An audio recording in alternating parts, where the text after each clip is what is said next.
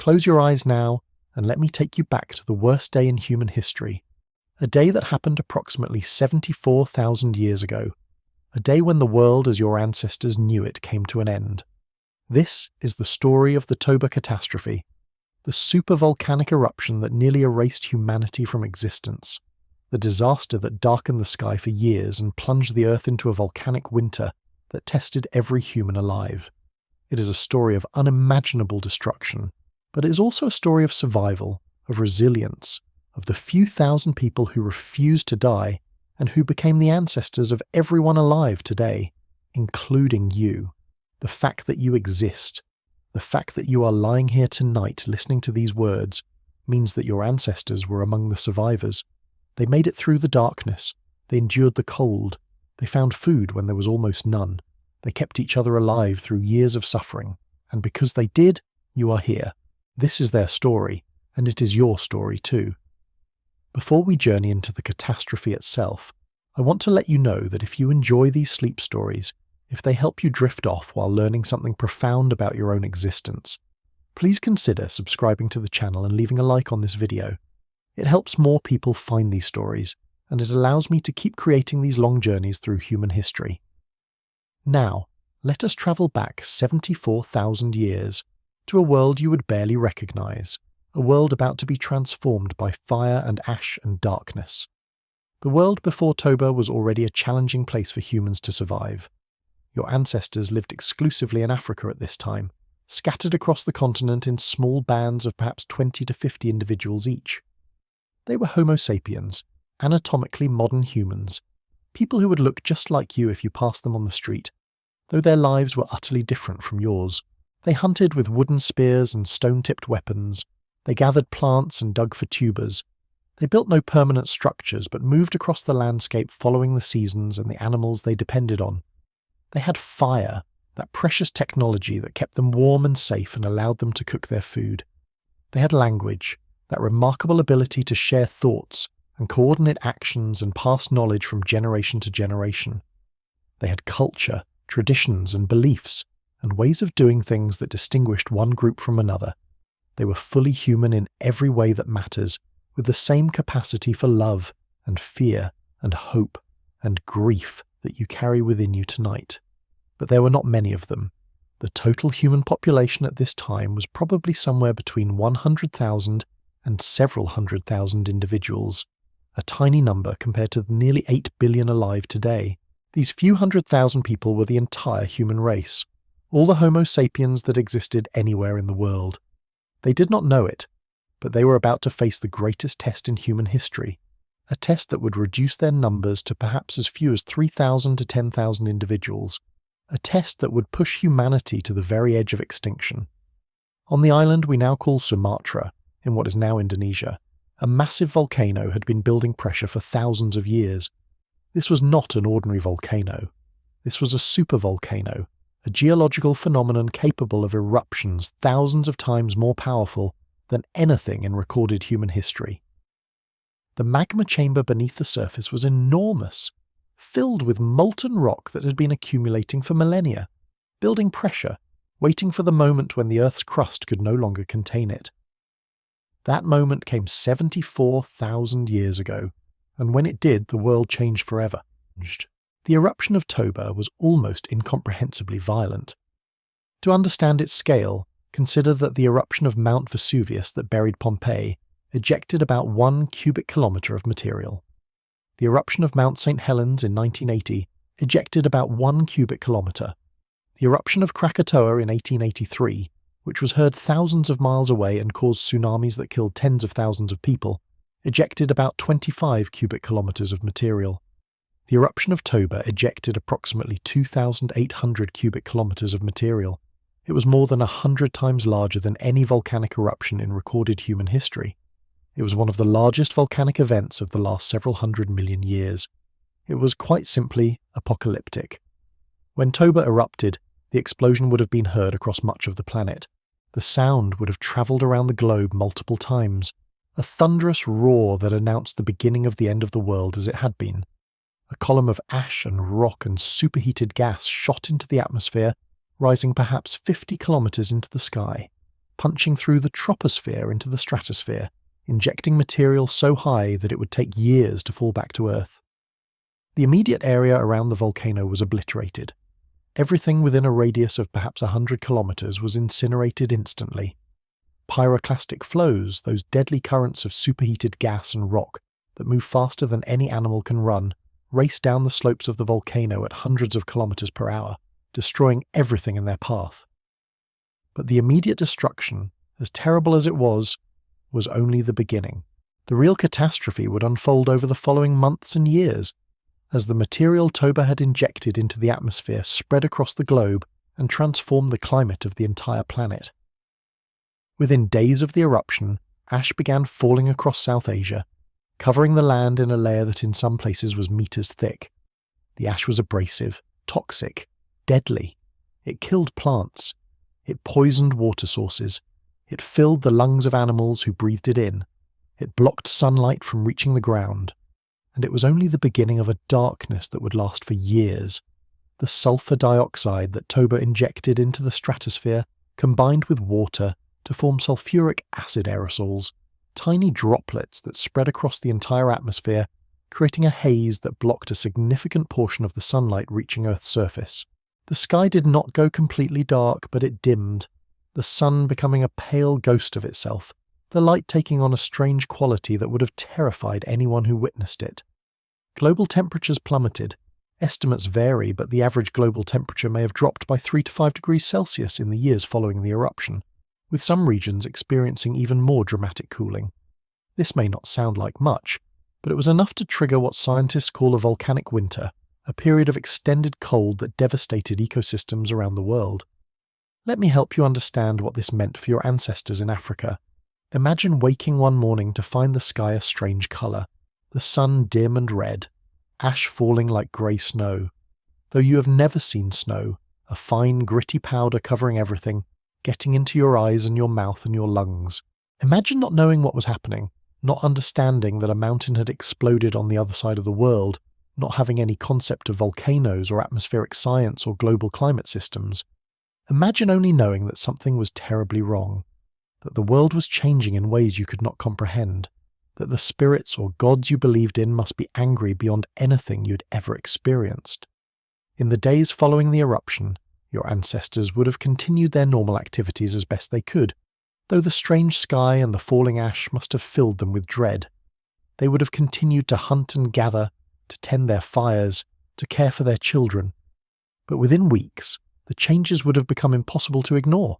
The temperature was dropping, the plants they depended on were dying, their leaves coated with ash, their photosynthesis disrupted by the diminished sunlight. The animals they hunted were becoming scarce, dying from the cold and the ash and the lack of food. Water sources were contaminated with ash, becoming unsafe to drink. The world was becoming hostile in ways it had never been before. As weeks turned into months, the situation grew more desperate. The volcanic winter deepened. In many parts of Africa, the rains failed as the disrupted climate altered weather patterns across the continent. Drought compounded the cold, creating a double catastrophe that decimated plant and animal life. The savannas that had supported your ancestors turned brown and withered. The forests retreated. The rivers and lakes shrank. The herds of animals that humans depended on for food died off or migrated to areas where they could not be found. Starvation became a daily reality for humans across Africa. And then came the worst part. The cooling was not a temporary disruption. It was not a bad season that would pass. The volcanic winter persisted year after year, as the aerosols in the stratosphere continued to block sunlight, as the climate system struggled to recover from the shock of the eruption. Some scientists estimate that the most intense cooling lasted for 6 to 10 years, though effects may have persisted for decades or even longer. 6 years. Imagine 6 years of darkness, of cold, of failed harvests, of dying animals, of watching everything you depended on for survival wither and disappear. Imagine 6 years of hunger, of fear, of not knowing if the sun would ever return to its full brightness, if the world would ever be normal again. Your ancestors had no way of knowing how long the darkness would last. They had no scientist to tell them that the aerosols would eventually fall out of the atmosphere, that the climate would eventually recover, that the world would eventually heal. They only knew that each day was a struggle, that each season brought no relief, that the cold and the dark and the hunger seemed endless. Many of them gave up. Many of them died. The human population collapsed, falling from perhaps several 100,000 individuals to perhaps as few as 3,000 to 10,000 breeding adults. Some estimates are even lower. The human species teetered on the edge of extinction, closer to disappearing forever than at any other time in our history. Think about what this means. Think about how few people that is. You could fit the entire surviving human population in a small sports stadium. You could know every person's name if you had time to learn them. The genetic diversity of the human species was catastrophically reduced, as millions of years of accumulated variation was lost when most lineages died out. The survivors were not necessarily the strongest or the smartest or the best adapted. They were the lucky ones, the ones who happened to be in the right place at the right time, the ones whose circumstances gave them a slightly better chance of surviving the unsurvivable. But some did survive. Your ancestors survived. Against all odds, despite the cold and the dark and the hunger, despite watching their families and friends die around them, despite every reason to give up, some humans persisted. They found ways to endure. They found food where others could not. They found shelter from the cold. They found the will to keep going when everything seemed hopeless. And because they did, because they refused to let the darkness win, you exist. Everyone alive today is descended from those few thousand survivors. Every human being on Earth carries DNA that passed through the bottleneck of Toba, genes that were present in that tiny population of survivors who made it through the worst years of the catastrophe. Let me take you into the experience of survival, into the daily reality of what it meant to be human during those dark years. Let me introduce you to your ancestors as real people, not abstractions, not statistics, but living, breathing humans who loved their families and feared for their futures and fought every day to survive. Imagine a small band of survivors, perhaps 30 people, huddled together in a landscape that has become almost unrecognizable. This is somewhere in Africa, perhaps in the southern part of the continent where some researchers believe human populations found refuge during the catastrophe, perhaps near a coastline where marine resources provided food when terrestrial sources failed. The group has already lost half its members in the month since the sky went dark. The elderly died first, unable to survive on the reduced food rations. Then the very young, the infants and toddlers whose bodies could not cope with the malnutrition. Then those who got sick, who caught infections their weakened immune systems could not fight off. Every death was a tragedy, a loss not just of a life but of knowledge and skills and connections that could not be replaced. The survivors wake each morning in a shelter they have constructed from whatever materials they could find, branches and grasses and animal skins, anything to keep out the cold that has descended on the land. The cold is not like anything they have experienced before. This is Africa, a continent where the living have always known warmth, where the cold of night is banished by the return of the sun each morning. But now the days are cold too, the weak sun unable to warm the air, the strange haze in the sky blocking the heat that should make life possible. They wrap themselves in every skin and fur they have, materials that were once luxuries, now necessities, and still they shiver. The first task each day is to check the fire. Fire has always been important to humans, providing warmth and light and protection from predators. But now fire is life itself. Without fire, they would freeze in the unnatural cold. Without fire, they could not cook the tough foods that are all they can find, the roots and bark and occasional scraps of meat that constitute their diet now. The fire must never go out. Someone is always assigned to watch it through the night, to feed it fuel, to keep the precious flames alive. The fuel itself is becoming scarce, as the dead plants and fallen branches have been gathered and burned, and new growth is not appearing to replace them. They have started burning dried dung, bones, anything that will catch fire and produce heat. Once the fire is confirmed alive and fed, the group must face the daily challenge of finding food. Before the darkness, this band lived well. The savannah provided abundant game, herds of antelope and zebra that could be hunted with coordinated effort. The grasslands offered edible plants, seeds and fruits and tubers that women gathered while men hunted. Water was plentiful in rivers and lakes and seasonal pools. Life was not easy, but it was sustainable. Humans had thrived in this environment for thousands of generations. Now the savannah is dying. The grasses have withered in the cold and the drought. The herds have disappeared. died or migrated to places unknown. The plants that were once gathered are gone, their seeds not germinating in the weak light, their leaves killed by the ash and the frost. Water sources have shrunk or become fouled with ash. Finding enough calories to survive each day has become an all-consuming struggle that often ends in failure. The hunters set out each morning with diminished hopes. They carry their spears, their weapons still effective but useless without prey to hunt. They walk for hours across a landscape that seems cursed, empty of the life that once filled it. Sometimes they find nothing. Sometimes they find a carcass, an animal that died of cold or starvation, and they scavenge what they can, competing with vultures and hyenas for scraps of meat that are barely worth the calories expended to acquire them. Occasionally, rarely, they encounter a living animal, a survivor like themselves, and if they are lucky, if their throwing arms are true, if the animal does not escape, they make a kill that will feed the band for a few days. The gatherers have even less luck. The women who once provided the majority of the band's calories through their knowledge of plants now wander through a landscape stripped of everything edible. They dig for tubers, but the tubers have not grown properly in the cold and the dark. They search for seeds, but few plants have produced seeds this year. They look for insects, for grubs, for anything with calories, and often return to camp with almost nothing, their baskets empty, their faces showing the despair they try to hide from the children. The children are always hungry. Their bellies are distended not from fullness but from malnutrition. Their eyes have lost the brightness of childhood, replaced by a dull weariness that no child should know. They do not play as children should. They do not have the energy. They sit near the fire, conserving calories, waiting for food that may not come, learning far too young that the world is a place of suffering and scarcity. The mothers look at their children and feel a grief they cannot express, a helplessness that threatens to overwhelm them. They give their own food to the children, eating less so the young can eat more, sacrificing their own strength in the hope that the children will survive even if they do not. The old ones who remain are repositories of knowledge that has become suddenly precious.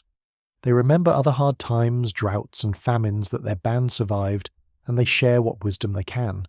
They remember which plants are edible in times of desperation, which roots can be eaten if prepared correctly, which parts of animals can provide calories when better options are gone. They remember stories of hardship, accounts passed down through generations of other times when survival seemed impossible, but humans persisted. These stories provide not just practical information, but hope, reminders that difficulty has been overcome before, that the human spirit is stronger than the circumstances that seek to crush it. At night, the band gathers around the fire, huddled together for warmth, sharing what food they have found. The portions are small, painfully small, never enough to satisfy the hunger that gnaws constantly at their bellies. But they share equally, making sure everyone receives something, maintaining the bonds of fairness and reciprocity that have always held human groups together. The leaders do not take more than others. The strong do not steal from the weak. In times of plenty, such rules might be relaxed, but in times of scarcity, they become sacred. The survival of the group depends on the survival of each member, and each member's survival depends on the group. After the meagre meal, they talk. Talking costs no calories, and it provides something just as essential as food: connection, meaning, hope. They talk about the day's events, the failed hunts, and the empty baskets. They talk about the strange sky, the dim sun, the endless cold, trying to make sense of a catastrophe that defies understanding. They tell stories, myths, and legends that have been passed down through generations, stories of heroes and ancestors, of spirits and gods, of worlds beyond this one where suffering ends and warmth returns. They do not know that a volcano caused this disaster. They understand it in their own terms, as an act of supernatural forces, as punishment or test or cosmic accident. Their explanations are different from ours, but their need to understand is the same drive to make sense of senseless suffering that humans have always felt. Sometimes they sing. The songs are old, passed down through more generations than anyone can count, melodies that connect them to ancestors who faced their own challenges and survived. The singing provides comfort, a sense of continuity with the past, a reminder that humans have always endured. The songs do not fill bellies, but they fill hearts, and in times of catastrophe, hearts need filling as much as stomachs. Sleep comes eventually, though it is never restful. They lie close together, sharing body heat. The children in the centre where they are warmest, the adults on the outside, a human cluster seeking warmth in a world that has grown cold. Their sleep is interrupted by hunger, by cold, by the need to tend the fire, by the sounds of the night that have grown more dangerous as predators grow more desperate too. But sleep comes because bodies need rest, because tomorrow will bring another day of struggle, because even in catastrophe the rhythms of life continue. The days blur together, one much like another, each a struggle for survival that is sometimes won and sometimes lost. Time passes differently in catastrophe.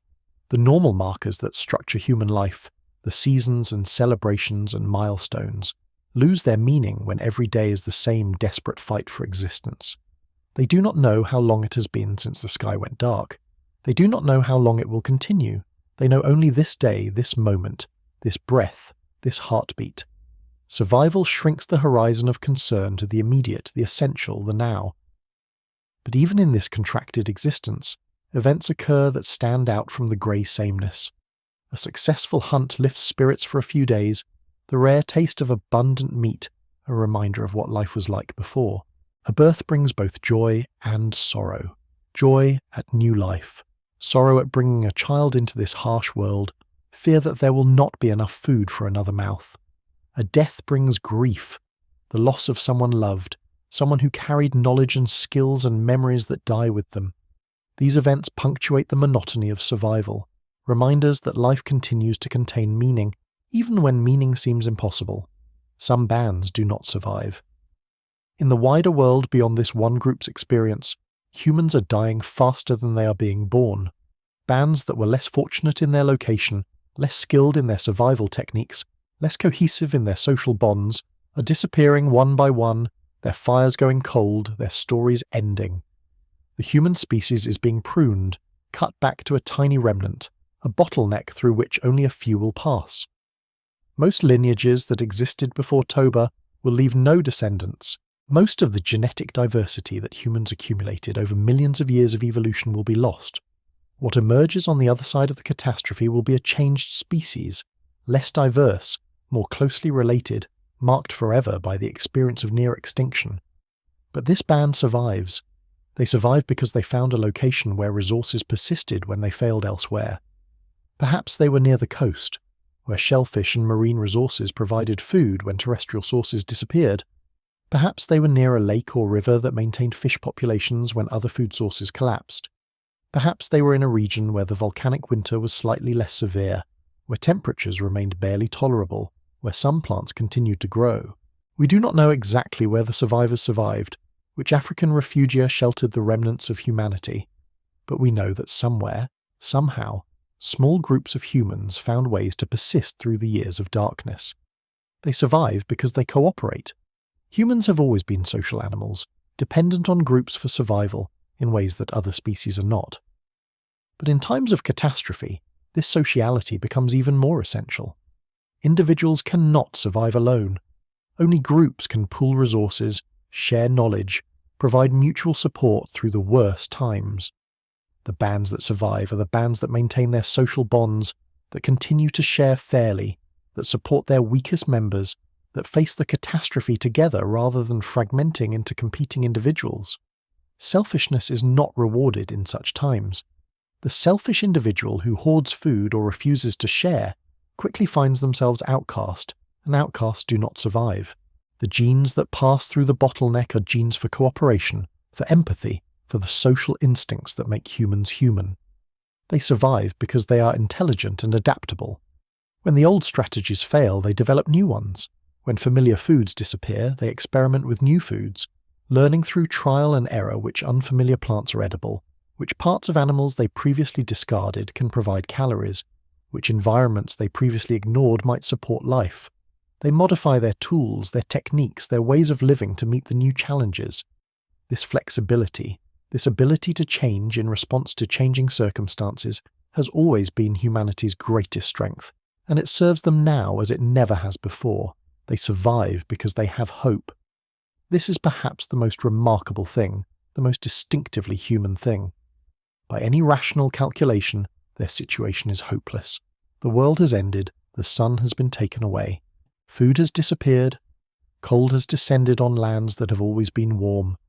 There is no reason to believe tomorrow will be better than today, no evidence that the darkness will ever lift, no promise of salvation. And yet they continue. They wake each morning and try again. They hunt and gather and tend their fires. They care for their children and comfort each other. They refuse to give up even when giving up would be the rational response. This irrational hope, this stubborn persistence in the face of impossible odds, is the deepest mystery of human nature, and it is what saves your ancestors from extinction. Let me tell you about a woman who lived through these years. A woman who was one of your direct ancestors, a woman whose DNA you carry in your cells tonight. We do not know her name. We do not know exactly where she lived or what she looked like or what language she spoke. But we know she existed, because you exist. We know she survived, because her lineage did not end. We know she was strong, because only the strong survived. We know she was loved, because someone helped her through the worst times. Let me imagine her for you. Give her a life and a story. Make her real, as she deserves to be real. She's a young woman when the sky goes dark, perhaps 18 years old, which makes her an adult by the standards of her time, old enough to have children of her own, young enough to have many years ahead of her if she survives. She has already lost people she loved. Her mother died in childbirth when she was a child. Her first infant died of a fever before it could walk. Loss is not new to her. Life has always been precarious, always shadowed by death. But the catastrophe brings loss on a scale she has never imagined. In the first year of darkness, she loses her father, the man who taught her to find food, who protected her as a child, who represented safety and wisdom and continuity with the past. He starves slowly, giving his food to her and to her younger siblings, his body wasting away over months until one morning he simply does not wake up. She buries him according to the customs of her people, placing his tools beside him, marking the grave with stones, singing the songs that send spirits to whatever comes next. Then she must take up his role, become the provider, find food for the siblings who depend on her now. In the second year, she loses her brother, the companion of her childhood, the one who made her laugh, the one who shared her memories of better times. He goes hunting and does not return. She searches for days, but the landscape has become unfamiliar, landmarks obscured by ash and dead vegetation, and she never finds his body. She does not know if he was killed by a predator, if he fell and injured himself, if he simply walked too far and could not find his way back. The not knowing is its own kind of torment, a grief without closure, a wound that cannot heal. In the third year she finds love. It seems impossible, seems wrong to feel joy in such times, but the heart does not follow rules. He is a man from another band that they encounter in their wandering, another group of survivors who have drifted into the same territory. The two bands merge, combining their knowledge and their labour, increasing their chances of survival through cooperation. And she and this man are drawn to each other, find comfort in each other, create a bond that gives meaning to survival. They become partners, mates, a couple facing the darkness together. In the fourth year, she becomes pregnant. The pregnancy terrifies her. She has seen too many women die in childbirth, has lost her own first child, knows that her weakened body may not be able to support new life. She eats what she can, tries to maintain her strength, but there is never enough food, and she feels the baby growing inside her even as she grows thinner. Her partner hunts with desperate determination, brings her what food he can find, watches over her with a tenderness that makes her weep. The band supports her too, sharing their scarce resources with the pregnant woman, understanding that the future depends on children, that new life is the ultimate hope. In the fifth year, she gives birth. The labour is long and difficult, her weakened body struggling to do what bodies are meant to do. The other women of the band attend her, using what knowledge they have, encouraging her through the pain. And somehow, impossibly, the baby emerges alive, a tiny wrinkled creature with a cry that seems too loud for such a small body, a sound that is the most beautiful thing she has ever heard. She names the baby, though we do not know the name, and she holds the baby to her breast, and she makes a promise that she will do whatever it takes to keep this child alive. In the sixth year, the sky begins to clear. It happens so gradually that at first she does not notice, does not trust, does not allow herself to hope. But slowly, day by day, the sun grows brighter. The strange haze begins to thin. The cold begins to relent. Plants begin to grow again, tentatively at first, then with increasing vigour. Animals begin to return, or perhaps they simply become visible again, emerging from wherever they have hidden during the dark years. The world begins to heal. She watches her child grow in this healing world.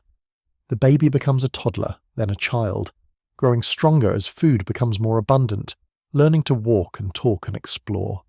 She has more children in the years that follow, her body recovering its strength as conditions improve, her family growing as the human population begins its long recovery from near extinction. She lives to be old by the standards of her time, perhaps 40 or 50 years, old enough to see her children grow up, old enough to become a grandmother, old enough to tell the stories of the dark years to young people who were not yet born when the sky went dark. Her stories become part of the oral tradition of her people, accounts of the catastrophe passed down through generations, transformed over time into myths and legends that bear little resemblance to the scientific explanation we have today, but that carry the emotional truth of what it meant to survive. Perhaps she speaks of angry gods who darkened the sun. Perhaps she speaks of a time of testing, when the spirits judged humanity and found some worthy of survival. Perhaps she speaks simply of darkness and cold and hunger, of loss and persistence and hope. We do not know what form her stories took, but we know that humans tell stories, that catastrophe becomes narrative, that survival becomes legend, and her genes pass down through the generations, through her children and grandchildren and great-grandchildren, through 100 generations and 1,000 generations, through the long millennia that separate her time from yours. The DNA that gave her the strength to survive, the intelligence to adapt, the social bonds to cooperate, the hope to persist, that DNA has been passed down to you.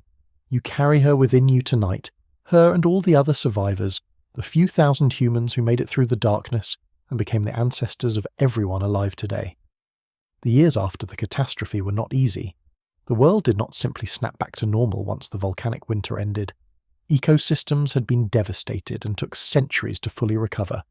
Human populations remained small and vulnerable for thousands of years, slowly rebuilding, slowly spreading, slowly reclaiming the world that the eruption had nearly taken from them. But the worst was over. The darkness had lifted. The sun had returned. Life was possible again. The survivors and their descendants continued the work of being human. They continued to develop new tools and techniques. They continued to create art and music and stories. They continued to adapt to new environments and new challenges. They continued to multiply and spread, eventually leaving Africa to colonize the rest of the world, filling every continent except Antarctica with human presence. The few thousand survivors of Toba became the hundreds of millions of humans who existed by the time of agriculture, the billions who exist today. From near extinction, humanity rose to become the dominant species on the planet. But the scars of Toba remain. They are written in our genes, in the unusually low genetic diversity of the human species. Compared to other great apes, humans are remarkably similar to each other genetically. 2 chimpanzees from the same forest can have more genetic differences than 2 humans from opposite sides of the world. This is the legacy of the bottleneck, the result of passing the entire human population through such a narrow funnel. The diversity that once existed, the genetic variations that had accumulated over millions of years of evolution, most of that was lost when most lineages died out. What emerged on the other side was a more homogeneous species, all of us cousins, all of us descended from the same small group of survivors. The scars may also be written in our psychology, though this is more speculative. Some researchers have suggested that certain aspects of human psychology, our tendency toward anxiety, our sensitivity to threats, our capacity for resilience, may have been shaped or intensified by the experience of Toba. The survivors were not a random sample of humanity. They were selected by the catastrophe, and those who survived were presumably those whose psychological traits gave them an advantage in coping with extended hardship. Whether this selection was intense enough to leave lasting marks on human psychology is debated, but it is intriguing to consider that your own mind, your own emotional responses, your own capacity for coping with difficulty may have been partially shaped by the catastrophe that nearly destroyed your species 74,000 years ago. Let me tell you more about what the world was like during those dark years, about the specific changes that made survival so difficult, about the cascade of effects that followed from the initial eruption. Understanding the full scope of the catastrophe helps you appreciate just how remarkable survival was, just how close humanity came to disappearing forever. The initial eruption created 3 distinct zones of destruction. The first zone, extending perhaps 100 kilometers from the eruption site, was completely sterilized. Everything within this zone was killed instantly by the blast, the pyroclastic flows, the initial rain of hot rock and ash. Nothing survived. The landscape was transformed into a hellscape of cooling lava and smouldering ash, a dead zone that would take centuries to support life again. The second zone extended for perhaps 1,000 kilometers from the eruption site. Within this zone, the ashfall was measured in meters, burying everything beneath a suffocating blanket of grey powder. Plants were killed immediately. Animals that did not flee fast enough were buried or suffocated. Water sources were contaminated beyond use. Human populations, if any existed in this region at this time, would have been annihilated. We do not know for certain whether humans had yet reached Southeast Asia 74,000 years ago, but if they had, any populations in this zone would have been completely destroyed. The third zone extended across the entire planet, though with diminishing intensity as distance from the eruption increased. Within this zone, the ashfall was measured in centimeters to millimeters, rather than meters, but even thin layers of ash caused massive ecological damage. Across South Asia, ash deposits from Toba have been found that are 15 centimeters thick on average, enough to destroy crops if any had been cultivated, enough to contaminate water sources, enough to kill vegetation across vast areas. Ash has been found in ocean sediment cores from across the Indian Ocean, in ice cores from Greenland, in lake sediments from Africa. The eruption left its signature across the entire planet, a grey layer in the geological record that marks the greatest catastrophe of the last 100,000 years. But the ashfall, as devastating as it was only part of the story. The climate effects were equally or more destructive. The sulfur dioxide injected into the stratosphere created a global veil that blocked sunlight for years. Global temperatures dropped significantly, perhaps by 3 to 5 degrees Celsius on average, though some regions experienced much larger drops. Sea surface temperatures fell, disrupting the monsoons and other precipitation patterns that ecosystems depend on. The result was not just cold but drought, not just darkness but aridity, a double blow that made survival orders of magnitude more difficult.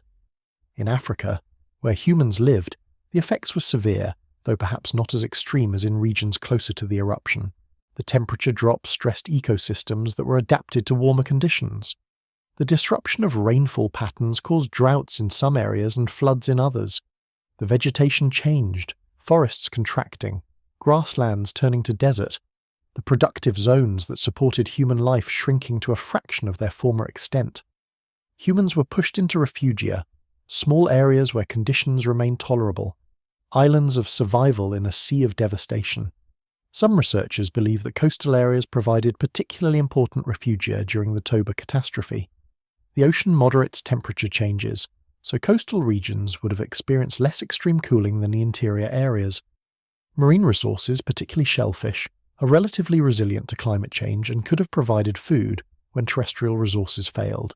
Archaeological evidence from the coast of South Africa shows human occupation continuing through the period of the Toba catastrophe, with people apparently relying heavily on shellfish and other marine resources. These coastal refugees may have been the core population from which humanity eventually recovered. Other researchers point to the African Great Lakes as potential refugia. The lakes would have moderated local climate, maintained humidity in surrounding areas, and provided fish and other aquatic resources. Human populations near lakes might have been able to maintain themselves when populations in drier areas perished. Still, other researchers suggest that different groups of survivors existed in different refugia separated by the devastated zones between them. These isolated populations would have developed independently for thousands of years, diverging genetically and culturally, before eventually reconnecting as conditions improved. This could help explain some of the genetic and cultural diversity that exists among African populations today, the legacy of long separation during and after the catastrophe. Wherever the specific refugia were, the pattern was the same. Human populations contracted dramatically, retreating to the few areas where survival remained possible, maintaining themselves through the dark years by whatever means they could, then slowly expanding again as conditions improved. This contraction and expansion left its mark on the human genome, creating the bottleneck effect that geneticists can still detect today. The psychological experience of the catastrophe is something we can only imagine, but imagination grounded in understanding of human nature can give us insight into what it must have been like. Humans are meaning-making creatures. We do not simply experience events, we interpret them, explain them, incorporate them into narratives that make sense of our lives. The catastrophe would have demanded explanation, would have forced your ancestors to grapple with questions about why the world had changed so dramatically, what forces were responsible, what they might do to appease those forces or survive their wrath. We cannot know what specific beliefs your ancestors held, what myths they told, what rituals they performed in response to the catastrophe. These have been lost to time, replaced by countless generations of new stories and new beliefs. But we can be confident that they had beliefs, that they told stories, that they performed rituals, because all human societies do these things, because the capacity for religion and mythology appears to be a universal human trait. The catastrophe would have intensified these tendencies, would have made the need for meaning more urgent, would have created experiences that demanded interpretation. Perhaps they believed the sun had been stolen by a malevolent spirit who had to be placated. Perhaps they believed the world was ending, that this was the apocalypse foretold in their myths. Perhaps they believed the darkness was punishment for some transgression, that suffering was deserved and would be relieved when they had atoned sufficiently. Perhaps they believed their ancestors were testing them, that survival would prove their worthiness to continue the lineage. We do not know what specific beliefs they held, but we know that they believed something, that they found meaning somewhere, that they told stories that made the suffering bearable. These beliefs, whatever they were, served essential functions. They provided explanation, making the inexplicable comprehensible within the framework of the culture's worldview. They provided meaning, transforming random suffering into purposeful trial. They provided community, shared beliefs creating bonds among survivors that helped them cooperate and support each other. They provided hope, promises that the darkness would eventually end, that the sun would return, that survival was possible and worthwhile. Without these functions, despair would have overwhelmed the survivors. The stories they told may not have been scientifically accurate, but they were psychologically essential. The social experience of the catastrophe was equally transformative. The small bands of humans who survived became even more dependent on each other than they had been before. In times of plenty, individuals can afford some independence, can survive periods of isolation, can prioritize personal interest over group welfare. In times of catastrophe, this independence disappears. No individual could survive alone during the dark years. Survival required cooperation, sharing, mutual support. The survivors were those who could form and maintain social bonds, who could cooperate effectively, who could subordinate individual interest to group interest when necessary. This selection for sociality may have intensified traits that were already present in humans. We were already the most cooperative of the great apes before Toba, already dependent on groups in ways that other species are not. But the catastrophe would have pushed this further, would have favoured the most cooperative individuals, the most socially skilled, the most capable of maintaining relationships under stress. The genes that passed through the bottleneck were genes for social intelligence, for empathy, for the ability to cooperate and build trust. We are the descendants of the cooperators, and our social nature is part of their legacy. The experience also created what we might call adaptive resilience, psychological patterns that helped ancestors cope with extended hardship and that have been passed down to us. The ability to maintain hope despite evidence for despair, the ability to find meaning in suffering, the ability to support others even when struggling oneself, the ability to adapt to new circumstances, to change strategies when old ones fail, to persist when persistence seems irrational. These are not just cultural traits that we learn. They appear to be part of human nature, built into our psychology, perhaps intensified by the selection pressures of catastrophes like Toba. Let me tell you about the recovery, about the slow healing of the world, and the gradual rebuilding of the human population. The recovery was not quick. It was not a sudden return to normal. It was a long, slow process that unfolded over thousands of years, with setbacks and advances, with new challenges replacing old ones, with each generation slightly better off than the one before, but still far from the abundance that had existed before the catastrophe. In the first years after the volcanic winter ended, the changes were subtle. The sky brightened gradually, the haze thinning, the sun regaining its strength. Temperatures rose slowly, the cold receding, the frost becoming less frequent. Rain returned to areas that had been drought-stricken, though the patterns were different from what they had been before, ecosystems reorganizing in response to the new conditions. Plants began to grow again, tentatively at first, colonizing the bare ground that the catastrophe had created, spreading as conditions permitted. The animal populations that had crashed during the dark years began to recover as well.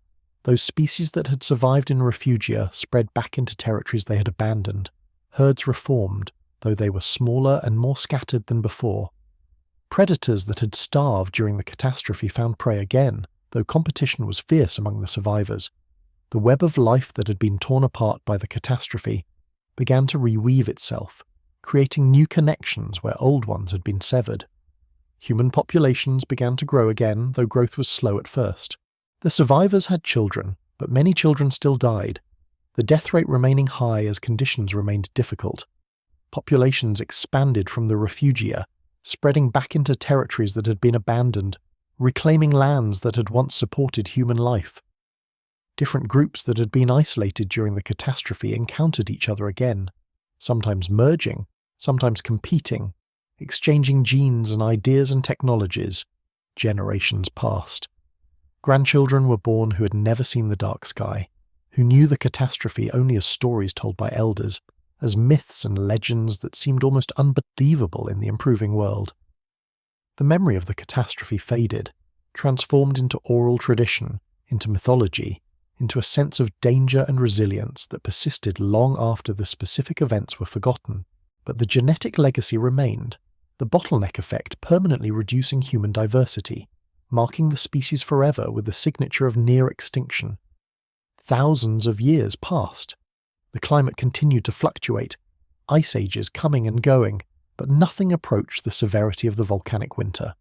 Human populations continued to grow, slowly filling Africa, developing new technologies, creating new cultures, preparing for the next great adventure in human history, the migration out of Africa that would eventually bring humans to every corner of the world. About 70,000 years ago, give or take, some humans began to leave Africa. We do not know exactly when this happened, and it may have happened multiple times, with some migrations succeeding and others failing. But eventually, modern humans established themselves outside Africa, spreading first to the Near East, then to South Asia, then to Southeast Asia and Australia and Europe, and eventually the Americas. The descendants of the Toba survivors became the ancestors of all non-African humans today, carrying the legacy of the catastrophe with them as they spread across the world. By the time humans invented agriculture, about 10,000 years ago, the world population had recovered to perhaps several million individuals. By the time of the Roman Empire, it had reached perhaps 200 million. By the Industrial Revolution, it had reached about 1 billion. Today, it approaches 8 billion. From the few thousand survivors of Toba to the billions alive today, humanity has made an extraordinary recovery, becoming the dominant species on the planet, reshaping the world according to our needs and desires. But we should not forget how close we came to disappearing. We should not forget that our existence was never guaranteed, that there was a time when the human species hung by a thread, when a few thousand individuals were all that stood between us and extinction. We should not forget the survivors, your ancestors, who refused to give up, who found ways to persist through years of darkness and cold and hunger, who kept the human flame alive when the world seemed determined to extinguish it. You carry their legacy within you. You carry their genes, shaped by the selection pressures of the catastrophe, optimized for survival and cooperation and resilience. You carry their stories, transformed beyond recognition, but still echoing in myths and religions and cultural traditions that emphasize endurance and hope. You carry their triumph, the simple fact of your existence proving that they succeeded, that they survived, that they won. And you carry their vulnerability. The same thing could happen again. Supervolcanoes still exist. Toba itself is still active, still accumulating magma, still building toward future eruptions. Yellowstone in North America is a supervolcano. Others exist in New Zealand, Japan, Indonesia, elsewhere around the world. We cannot prevent supervolcanic eruptions. We can only prepare for them, develop technologies and systems that might help us survive, learn from the past so that if the worst happens again, we will be ready. Other catastrophic risks exist as well. Asteroid impacts have caused mass extinctions in the past and could do so again. Climate change, whether natural or human-caused, can transform environments in ways that threaten survival. Pandemics can sweep through populations, as recent experience has reminded us. Nuclear war remains a possibility, with consequences that might rival a supervolcanic eruption. The future is not guaranteed. Existence is not assured. We remain, as we have always been, vulnerable to forces beyond our control. But we're also resilient. We have survived before, and we can survive again. The traits that got your ancestors through Toba, the cooperation and intelligence and adaptability and hope, these are still present in you, still available to be called upon if the worst should happen. You are the descendant of survivors, and you carry their strength within you. As you lie here tonight, drifting towards sleep, consider what it means to be descended from survivors of near extinction. Consider the chain of lives that connects you to those few thousand individuals who made it through the darkness. Consider that every one of your direct ancestors, going back through thousands of generations, survived long enough to reproduce, passed on their genes, kept the lineage alive. You are the product of an unbroken chain of survival stretching back billions of years to the first living cell. The Toba catastrophe is just one link in that chain, one of many tests that your lineage passed, one of many filters that selected for the traits that make you who you are. Consider also the preciousness of existence. You exist because of countless accidents and narrow escapes, because of survivors who refused to give up because of circumstances that could easily have been otherwise. Your existence is not necessary. It is contingent, dependent on events that might not have happened, vulnerable to events that might still happen. This does not make existence less valuable. It makes it more valuable, more precious, more worthy of appreciation and care. The night surrounds you now, dark and quiet, the perfect conditions for sleep. But this is a different darkness than the darkness your ancestors knew. This darkness will end in a few hours, when the sun rises as it always does, as you trust it to do, as you have never had reason to doubt. Your ancestors did not have this trust. They lived through years when the sun might not return to full strength, when darkness seemed permanent, when faith in tomorrow required courage that most of us can barely imagine. Let their courage be your comfort tonight. Let the knowledge that humans have survived worse be a source of peace. Whatever challenges you face in your own life, however difficult your circumstances might be, remember that your ancestors survived the worst catastrophe in human history. Their strength is your inheritance. Their resilience is your birthright. You come from survivors, and you have the capacity to survive whatever life brings you.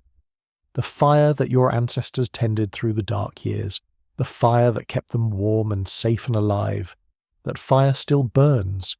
It burns in the warmth of human connection, in the light of human knowledge, in the hope that sustains us through difficult times.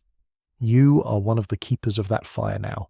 What you do with your life, how you treat others, what you contribute to the human story, these become part of the legacy that will be passed on to future generations, just as the legacy of the Toba survivors was passed on to you. The story of Toba is a story of endings and beginnings. It is the story of a world that ended, a world before the catastrophe that was destroyed forever. It is also the story of a world that began, a world after the catastrophe that was shaped by the experience of survival. You live in that second world, the world that rose from the ashes of the first, the world that your ancestors created by refusing to die. Sleep now, child of survivors. Sleep with the knowledge that you carry within you the strength of those who endured the unsurvivable. Sleep with the gratitude that their suffering and persistence made your existence possible. Sleep with the awareness that life is precious and precarious, that existence is a gift that might not have been given, that every moment of warmth and safety is a triumph over the darkness that once threatened to consume everything. The sun will rise tomorrow as it has risen every day of your life, as it rose again after the years of darkness, as it will continue to rise for billions of years to come. The world will continue, life will go on, and you will wake, a descendant of survivors, ready to face whatever the new day brings. Dream of your ancestors tonight. Dream of the woman who survived, who gave birth during the darkest years, who raised her children in the returning light. Dream of the hunters who searched for food when there was almost none, who never gave up even when giving up was the rational choice. Dream of the bands who stayed together, who shared and cooperated and supported each other, who maintained their humanity even when humanity itself was threatened with extinction. Dream of the fire that never went out, the flame that was passed from hand to hand through the darkness, the warmth that kept hope alive. That fire has been passed to you. You are its keeper now, and when you wake, you will carry it forward into whatever future awaits. The story of human survival is not finished. It continues in you, in every choice you make, in every connection you maintain, in every contribution you offer to the ongoing human project. You are part of the story that began long before you were born, and will continue long after you're gone. Make it a good story. Make it a story worthy of the ancestors who gave so much so that you could exist. Good night, survivor. Good night, keeper of the flame. Good night, inheritor of 74,000 years of hope. The darkness holds no power over you. Your ancestors proved that. They walked through years of darkness and emerged into light. You carry their victory within you. Sleep well. The sun will rise. It always does. But before you drift away completely, let me tell you more about this incredible story. More details about the world before and after. More about the science that has revealed this catastrophe to us. More about what it means to be descended from survivors of the greatest disaster in human history. Let me tell you about how we know what happened. The Toba catastrophe occurred 74,000 years ago, long before writing, long before any record keeping that could preserve memory of the event. So how do scientists know that it happened? How can we be confident that the sky went dark, that the world nearly froze, that humanity almost went extinct? The answer lies in the traces that the eruption left behind, geological and genetic evidence that tells the story of what happened even though no human record survives. The first evidence comes from the volcanic deposits themselves. The eruption left behind a caldera, a massive crater formed when the emptied magma chamber collapsed. Lake Toba, which fills this caldera today, is one of the largest lakes in the world, about 100 kilometers long and 30 kilometers wide. The size of the caldera testifies to the scale of the eruption, the enormous volume of material that was ejected from the Earth. Around the caldera, layers of volcanic rock tell the story of what happened during the eruption. Pyroclastic flow deposits, the solidified remains of the superheated currents that raced down the volcano's slopes, extend for dozens of kilometers in every direction. Ash deposits blanket the landscape, meters thick even at significant distances from the eruption site. The sheer volume of material is staggering, evidence of an explosion that dwarfs anything in recorded human history. But the evidence extends far beyond the immediate vicinity of the volcano. Ash from Toba has been found across South Asia, in layers that can be precisely dated using various techniques. In India, ash deposits from Toba are found in lake sediments, in soil profiles, in archaeological sites where the ash layer provides a clear marker in the stratigraphic record. The ash has a distinctive chemical signature that identifies it as coming from Toba rather than other volcanic sources, allowing scientists to trace the fallout pattern across thousands of kilometers. Even more remarkably, evidence of Toba has been found in ice cores from Greenland and Antarctica. Each year, snow falls on the polar ice caps and is compressed into ice, creating layers that can be counted like tree rings, providing a precise chronology stretching back hundreds of thousands of years. The Toba eruption injected so much sulfur dioxide into the atmosphere that it left a distinct chemical signature in the ice, a spike in sulfate concentrations that marks the year of the eruption with precision. This ice core evidence not only confirms the timing of the eruption, but provides information about the amount of sulfur released, which in turn allows scientists to estimate the severity and duration of the climate effects. Ocean sediment cores tell a similar story. On the floor of the Indian Ocean and beyond, layers of ash from Toba can be found in the sediment record, marking the eruption with the same precision as the ice cores. The distribution of this ash provides evidence about wind patterns at the time of the eruption, about how the material spread across the globe, about the truly planetary scale of the catastrophe. The genetic evidence for a population bottleneck comes from a different source, the DNA of living humans. geneticists have discovered that humans have remarkably low genetic diversity compared to other great apes. Two chimpanzees from the same forest in Africa can have more genetic differences than two humans from opposite sides of the world.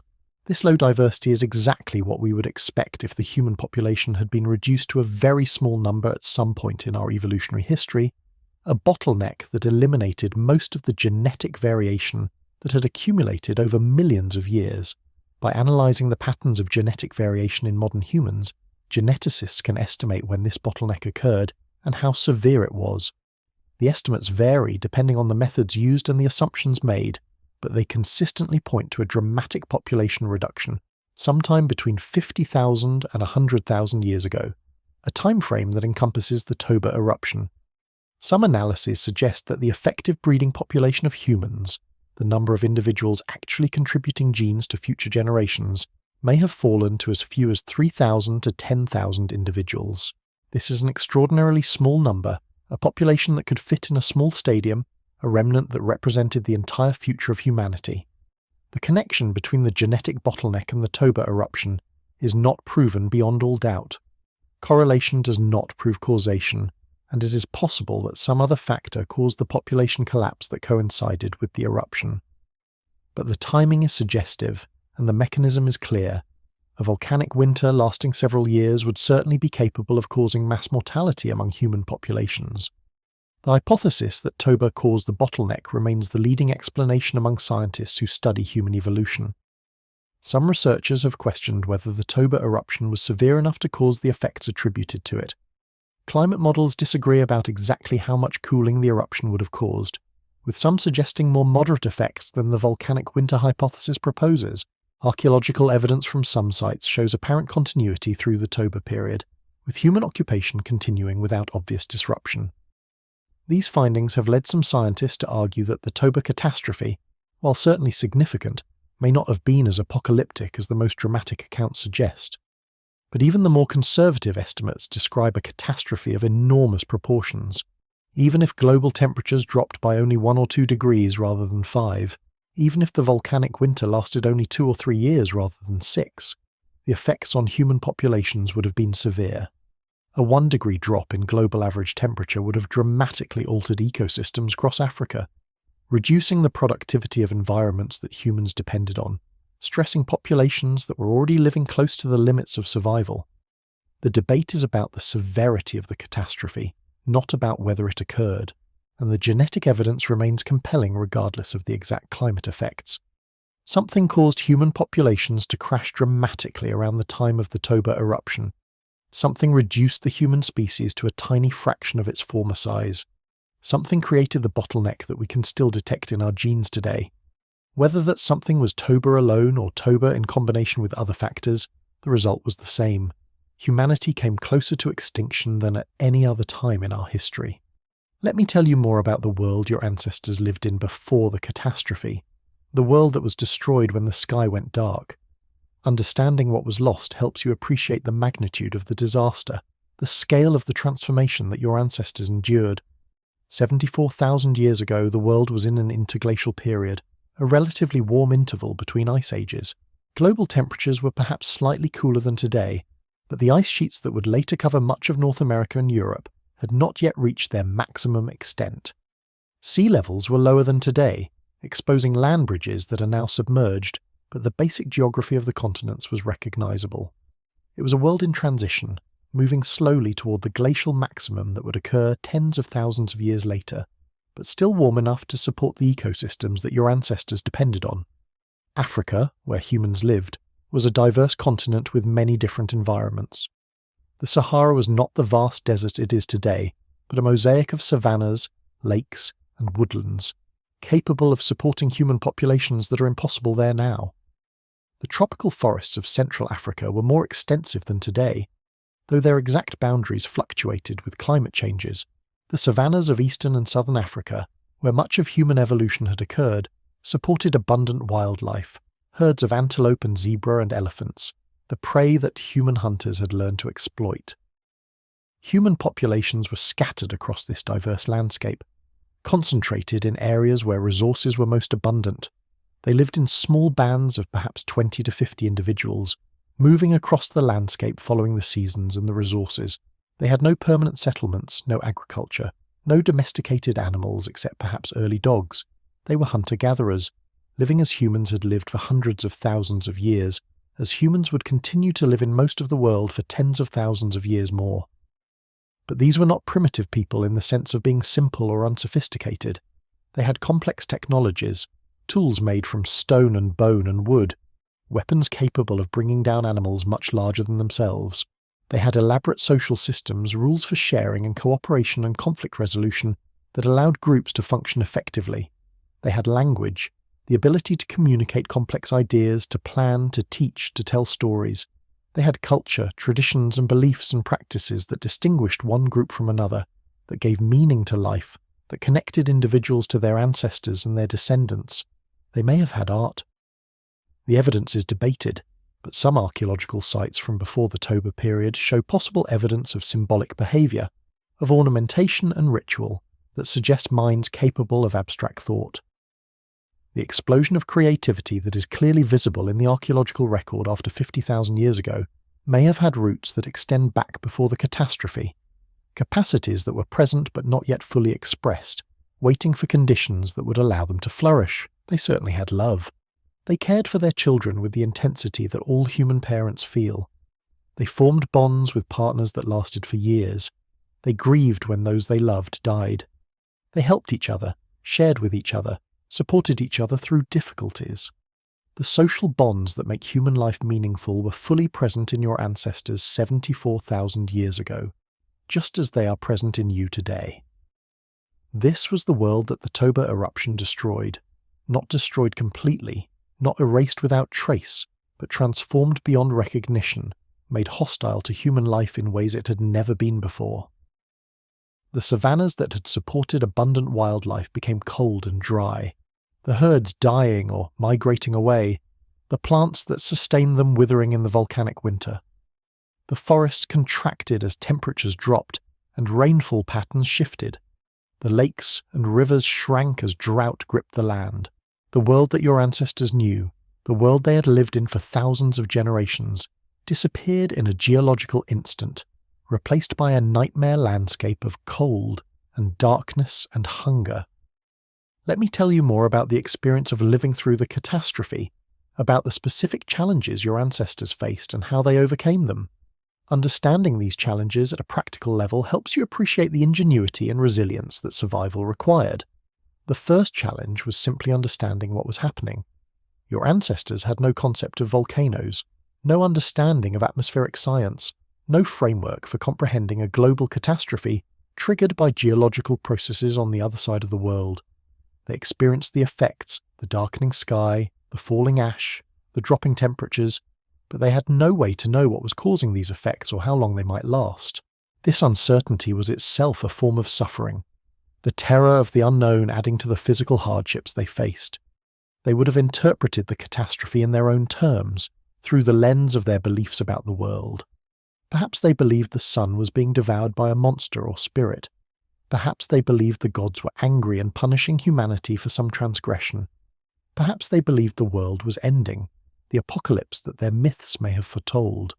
Whatever specific beliefs they held, the catastrophe would have been a religious and spiritual crisis as well as a physical one, forcing them to grapple with questions about the nature of the universe and their place in it. The second challenge was finding food. Human survival depends on a continuous supply of calories, and the volcanic winter disrupted virtually every food source your ancestors relied on. The plants they gathered died or failed to produce edible parts. The animals they hunted died or migrated to areas where they could not be found. The strategies that had sustained their ancestors for thousands of generations suddenly stopped working, and they had to develop new strategies or die. Some of the survivors likely turned to foods they had previously ignored or avoided, foods that were marginally edible, that required extensive processing to become safe, that were not worth the effort in normal times, suddenly became worth pursuing when better options disappeared. Underground storage organs, the roots and tubers and bulbs that some plants used to survive difficult conditions, would have been particularly important.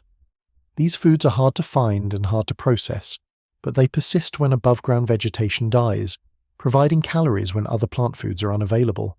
Shellfish and other coastal resources may have been crucial for survivors near the ocean. Marine ecosystems are more stable than terrestrial ecosystems in the face of climate disruptions, and shellfish in particular can provide reliable nutrition when other food sources fail.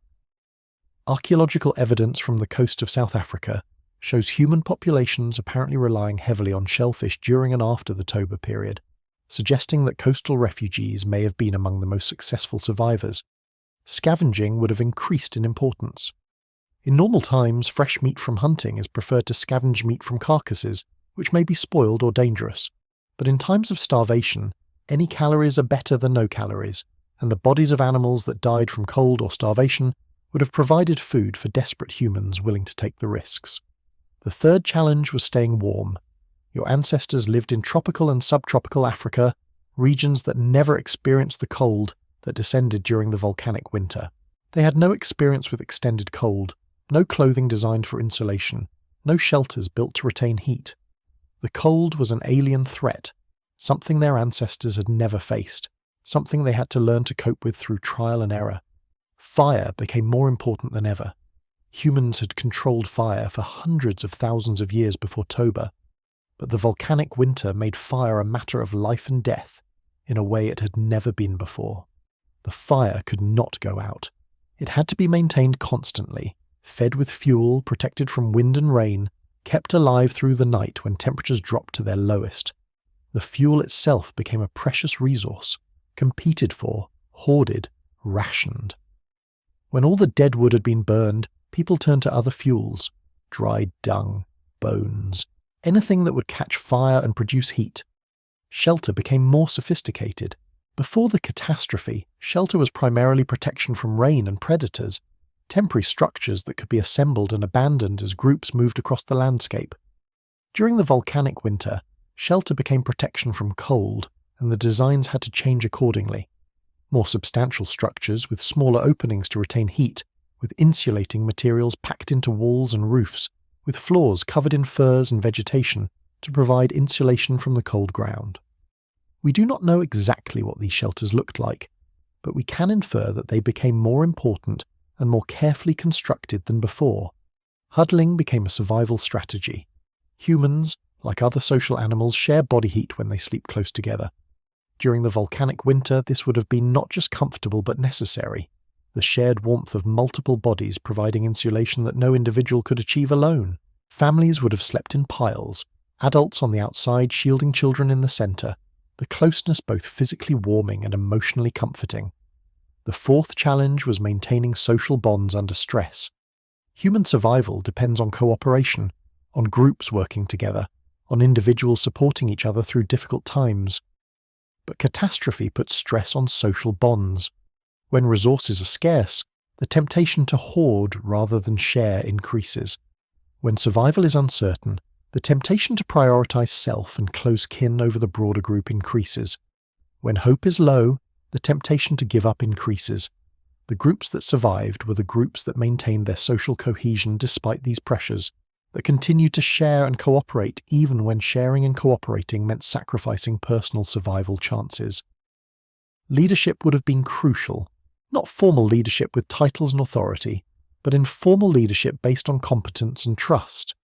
Individuals who could make good decisions under pressure, who could inspire others to keep trying, who could mediate conflicts and maintain group harmony, these individuals would have been essential for group survival.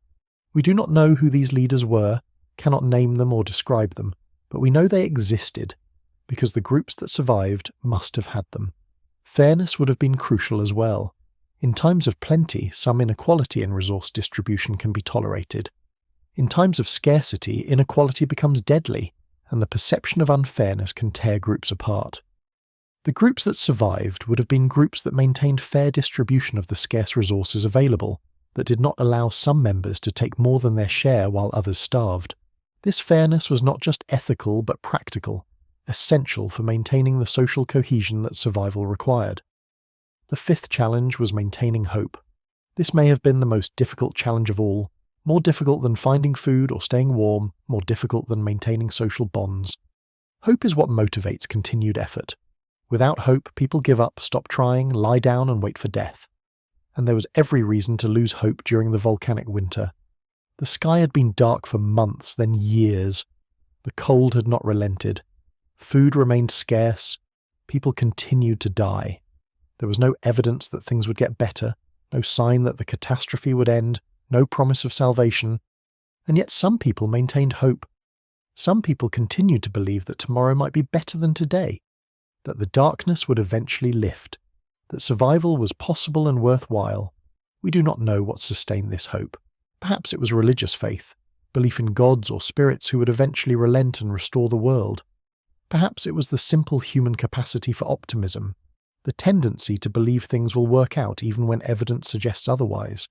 Perhaps it was love, the desire to protect children and partners and friends, the refusal to abandon those who depended on them. Whatever sustained it, hope was essential for survival, and those who maintained it were more likely to be among your ancestors. Let me tell you about the children who were born during the dark years, children who knew no other world, for whom the catastrophe was not a disaster, but simply the way things were. These children are particularly poignant figures in the story of Toba, innocents brought into a world of suffering through no choice of their own, yet carrying the future of humanity in their small bodies. A child born in the third year of darkness would have no memory of the world before. They would never have seen the sun shine bright and warm. They would never have known what it felt like to be full, truly full, the satisfaction of abundant food. They would have learned to walk in a world of cold and scarcity, learned to talk in a language full of words for hunger and fear. And yet they would have learned, would have grown, would have absorbed the knowledge and skills they needed to survive, passed on by parents and grandparents who remembered better times. These children would have been precious beyond measure. In a population collapsing toward extinction, every child represented hope, the possibility of continuation, the refusal of the end. Parents would have sacrificed anything for their children, given up their own food, exposed themselves to danger, done whatever was necessary to keep the young alive. This parental dedication was not just sentiment but survival strategy. The recognition that the children were the future, that everything depended on the next generation reaching adulthood and having children of their own. The children born during the dark years would have grown up with a psychology shaped by scarcity and uncertainty. They would have learned to be cautious, to be vigilant, to expect danger and prepare for hardship. They would have learned the importance of cooperation, of sharing, of maintaining the social bonds that meant survival. They would have learned resilience, the ability to cope with setbacks, to continue trying when success seemed impossible. These lessons, learned in childhood, would have shaped their characters for life, and perhaps shaped the character of the human species through the selection pressures of the catastrophe. When the dark years ended, when the sky finally cleared and warmth returned, these children would have experienced something their parents remembered but they had never known. A world of relative abundance, of warmth, of hope. The transition must have been disorienting, the return of conditions that they had heard about in stories but never experienced. But they would have adapted, as humans always adapt, taking advantage of the improving conditions, building lives in the healing world, having children of their own who would grow up in better times. Let me tell you about the long recovery that followed the catastrophe, the thousands of years during which human populations slowly rebuilt, during which the wounds of Toba gradually healed. The recovery was not a simple return to the way things had been. It was a transformation, a new beginning, the start of a new chapter in human history. In the immediate aftermath of the volcanic winter, conditions improved slowly. The sky cleared gradually over years, the aerosols that had blocked sunlight slowly falling out of the atmosphere. Temperatures rose, though they did not immediately return to pre-eruption levels. Ecosystems began to recover, plants recolonizing bare ground, animals reproducing and rebuilding populations. The world was still damaged, still scarred by the catastrophe, but it was healing. Human populations began to grow again, though growth was slow at first. The survivors had children, and most of those children survived in the improving conditions. Those children had children of their own, and each generation was a little larger than the one before. The population expanded from the refugia, spreading back into territories that had been abandoned during the dark years, reclaiming lands that had once supported human life. This expansion was not uniform or continuous. There were setbacks, times when conditions worsened again, when populations declined rather than grew. The climate continued to fluctuate. ice ages coming and going, bringing new challenges that the survivors and their descendants had to overcome. But the overall trajectory was upward, human numbers increasing over thousands of years, the species recovering from its brush with extinction. The recovery also involved cultural and technological development. The survivors of Toba were already sophisticated people, with complex tools and social systems, and probably the foundations of symbolic thought. In the thousands of years following the catastrophe, these capacities continued to develop. Tools became more refined, social systems became more complex, symbolic behavior, including art and ritual, and possibly more sophisticated language, flourished in ways that are visible in the archaeological record. Around 50,000 years ago, something remarkable happened. The archaeological record shows an explosion of creativity, a sudden appearance of complex art, elaborate tools, burial practices with grave goods, long-distance trade networks, and other evidence of sophisticated symbolic thought.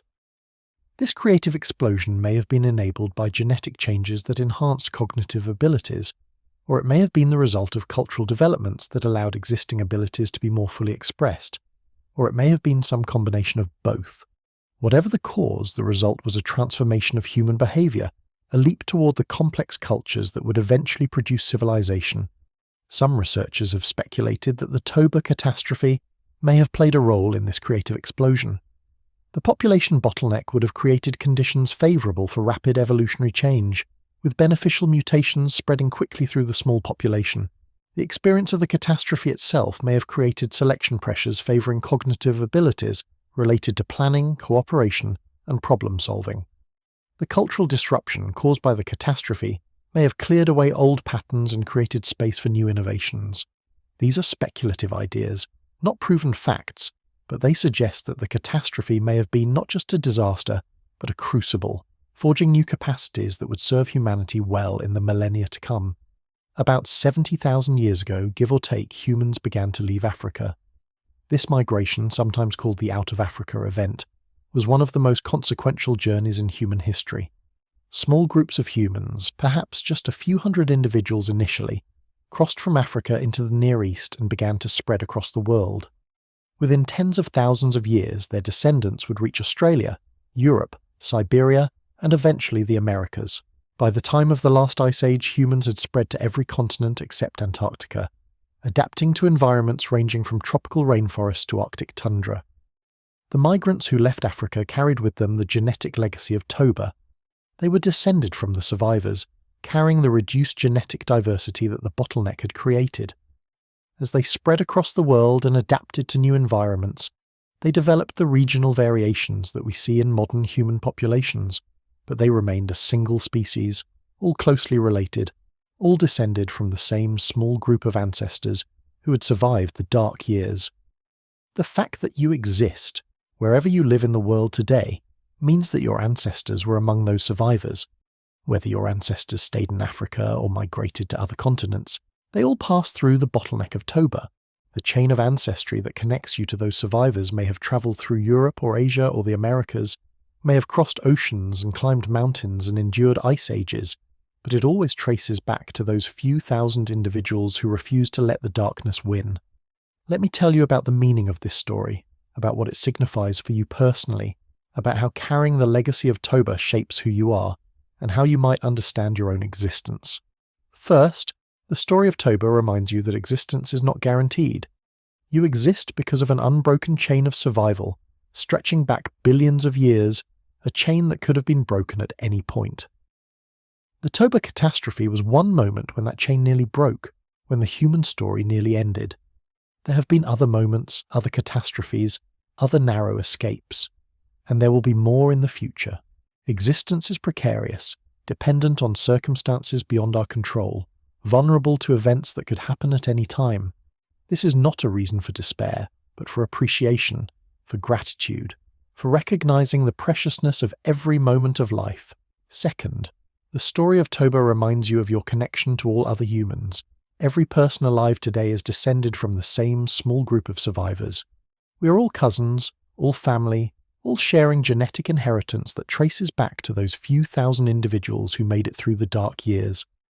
The differences between human populations, the variations in appearance and culture and language that seem so significant, are superficial compared to our common heritage.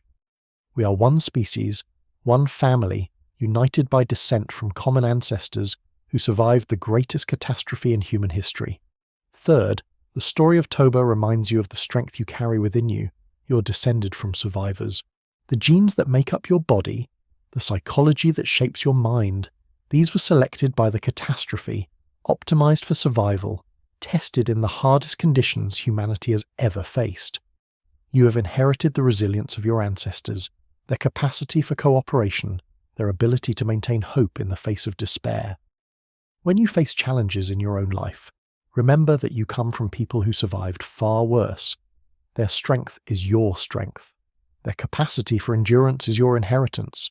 Fourth, the story of Toba reminds you of the importance of cooperation. The survivors did not make it through alone. They survived because they worked together, shared resources, supported each other, maintained the social bonds that make human life possible. Selfishness did not pay during the volcanic winter. Those who hoarded resources, who refused to cooperate, who prioritized themselves over their groups, those individuals and their lineages died out. The genes that survived were genes for cooperation, for empathy, for the social instincts that bind humans together. You carry those genes. They are part of who you are. The impulse to help others, to share, to connect. This is not just cultural conditioning, but evolutionary heritage, shaped by catastrophes that selected for the cooperators over the selfish. Fifth, the story of Toba reminds you of the power of hope. Your ancestors survived because they refused to give up, because they continued to believe that survival was possible even when all evidence suggested otherwise. This stubborn hope, this irrational optimism, this refusal to surrender to despair, this saved the human species. You carry this capacity for hope within you. When circumstances seem impossible, when the darkness seems endless, when giving up seems like the only rational choice, remember that your ancestors faced worse and still maintained hope. Their hope made your existence possible. Your hope can do the same for those who come after you. The night grows very quiet now and sleep is close. You have travelled through time tonight, back 74,000 years to the worst disaster in human history, through the years of darkness, through the slow recovery, through the generations of survivors who rebuilt the human population and eventually spread across the world. You have met your ancestors, not as abstractions, but as real people who loved and feared and hoped and endured. You have learned how close humanity came to disappearing, and how remarkable our survival truly is. This knowledge is now part of you. It will shape how you understand yourself, your species, your place in the story of a life on Earth. You are not just an individual, but a link in a chain stretching back through countless generations, a carrier of genetic and cultural heritage that has survived against incredible odds. A living continuation of a story that began billions of years ago and continues through you into the future. Tomorrow you will wake and face your own challenges, your own difficulties, your own moments of darkness and uncertainty. When you do, remember the survivors of Toba. Remember that humans have faced worse and persisted. Remember that the capacity for survival, for adaptation, for hope, is built into your very being, selected by catastrophes that tested your ancestors and found them worthy. You are their descendant and you carry their strength within you. The fire that your ancestors kept burning through the dark years still burns. It burns in every act of kindness, every moment of connection, every refusal to give up in the face of difficulty. You are one of its keepers now, responsible for carrying the flame forward, for passing it on to those who come after you. What you do with your life, how you treat others, how you face your own challenges, these become part of the ongoing human story, the story that began long before Toba and continues through you into whatever future awaits. Sleep now, child of survivors. Sleep knowing that you carry within you 74,000 years of resilience, of adaptation, of hope. Sleep knowing that your ancestors walked through years of darkness and emerged into light. Sleep knowing that whatever darkness you face in your own life, you have the strength to endure it, because endurance is your inheritance. The sky above you tonight is clear, the sun waiting just below the horizon, ready to rise as it has risen every day of your life, as it rose again after the years of darkness, as it will continue to rise for billions of years to come. The darkness is temporary, the light returns. Your ancestors proved this, and their proof is written in your very existence. Dream of the survivors tonight. Dream of the woman who gave birth during the dark years and raised her children in the returning light. Dream of the hunters who searched for food when there was almost none, who never gave up even when giving up was the rational choice. Dream of the bands who stayed together, who shared and cooperated and supported each other, who maintained their humanity even when humanity itself was threatened with extinction. Dream of the fire that never went out, the flame that was passed from hand to hand through the darkness, the warmth that kept hope alive. That fire has been passed to you. You are its keeper now, and when you wake, you will carry it forward into whatever tomorrow brings. The story of human survival is not finished. It continues in you, in every choice you make, in every connection you maintain, in every contribution you offer to the ongoing human project. You are part of the story that began when the first living cell divided billions of years ago, that continued through the catastrophe of Toba, that will continue long after you are gone. Make it a good story. Make it a story worthy of the ancestors who suffered and persisted so that you could exist. Good night, survivor. Good night, keeper of the flame. Good night, child of the dark years and the light that followed. The sun will rise tomorrow, it always does, and you will rise with it, descendant of those who refuse to let the darkness win.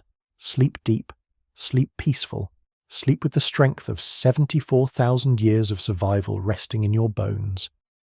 But the night is still young, and there is more to tell. Let me share with you the stories of specific places where your ancestors may have survived. The refugia that sheltered humanity during the dark years.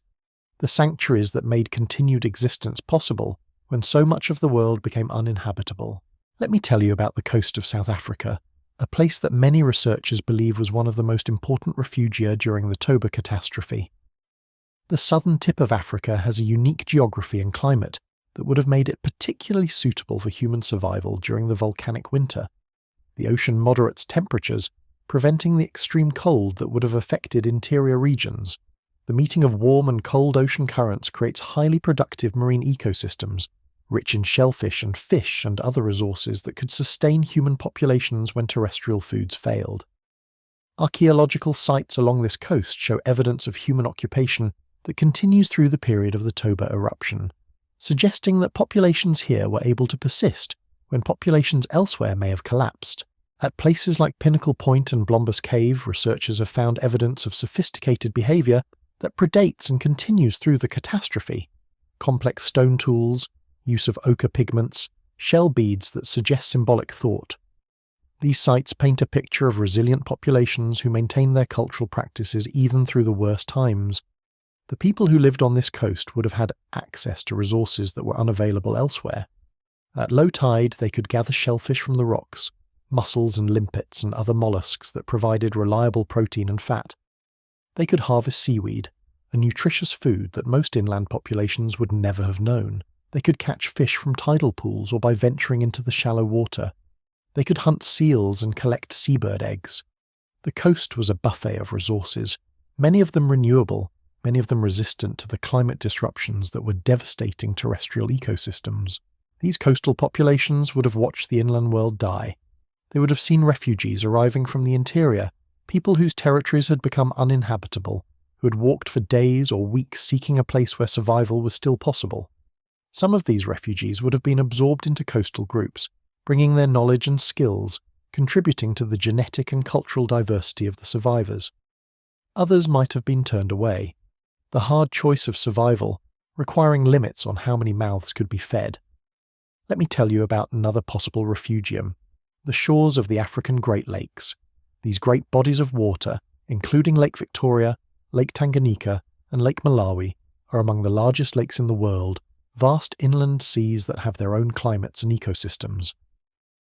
During the volcanic winter, the lakes would have moderated local temperatures, creating pockets of relatively tolerable conditions in the midst of a devastated continent. The lakes themselves would have provided food.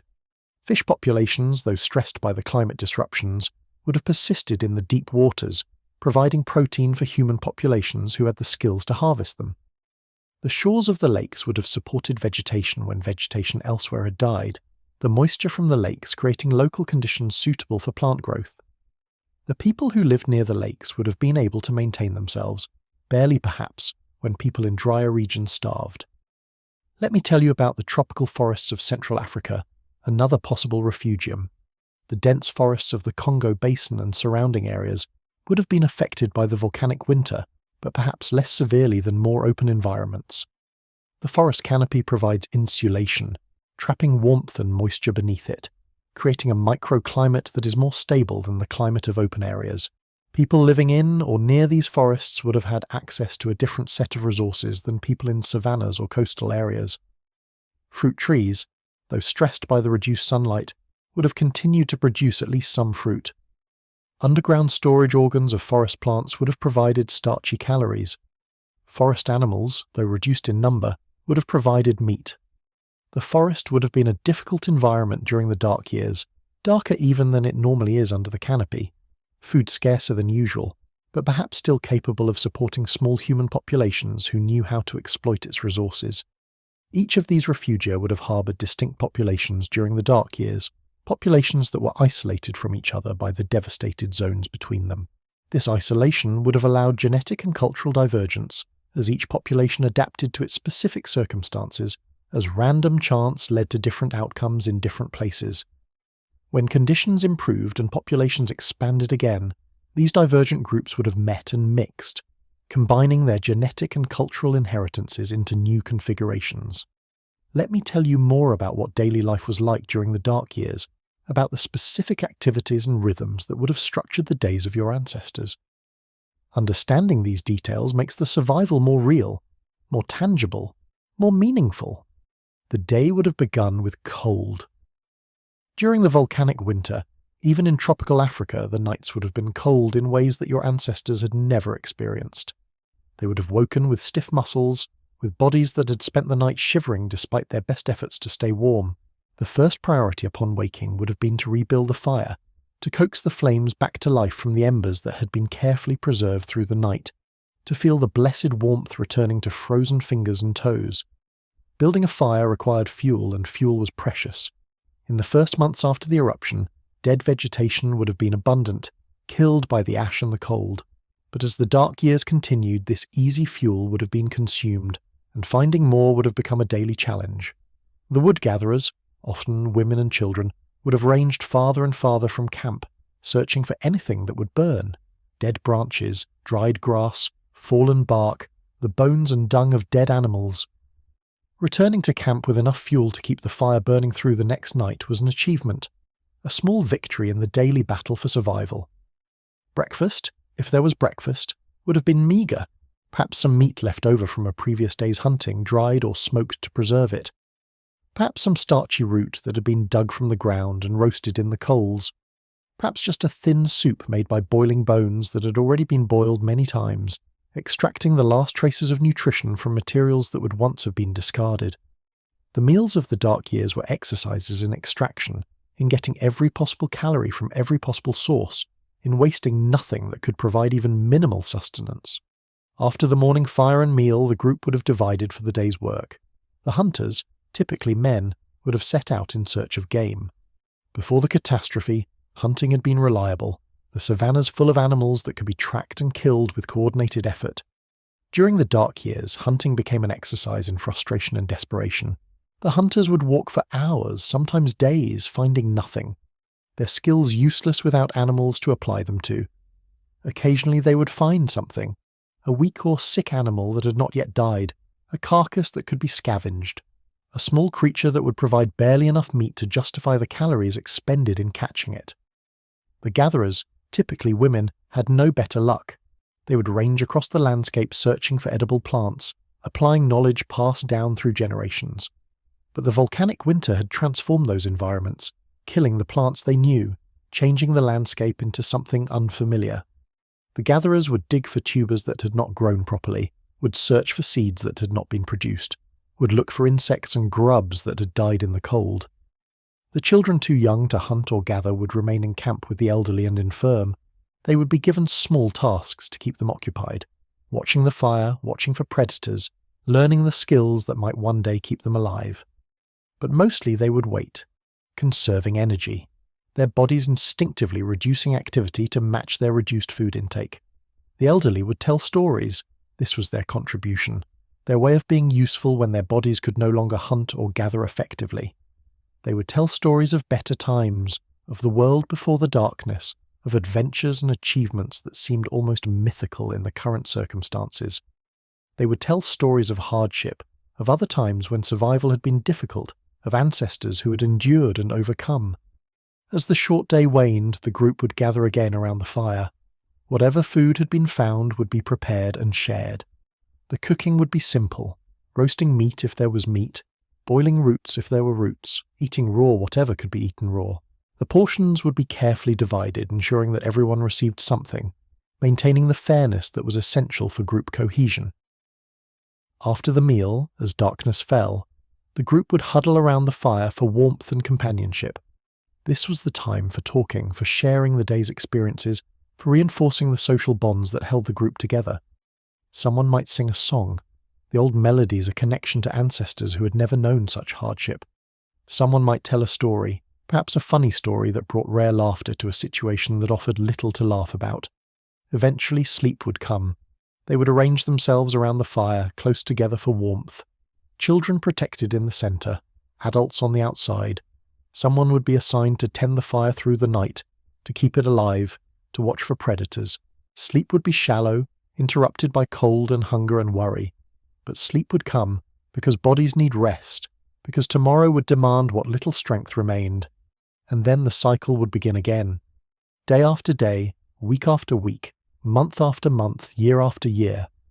The same struggle repeated endlessly, the same challenges faced over and over, the same desperate persistence in the face of circumstances that seemed designed to crush all hope. Let me tell you about the animals that shared this catastrophe with your ancestors, the other creatures who struggled to survive the volcanic winter, some of whom succeeded and some of whom did not. Humans were not alone in facing the Toba eruption. Every living thing on the planet was affected. The large mammals that humans depended on for food were hit particularly hard. These were animals adapted to specific environments, dependent on particular types of vegetation, vulnerable to changes in climate and food availability. When the volcanic winter transformed their habitats, many populations collapsed. The great herds that had roamed the African savannas dwindled to tiny remnants, hiding in whatever pockets of favourable habitat they could find.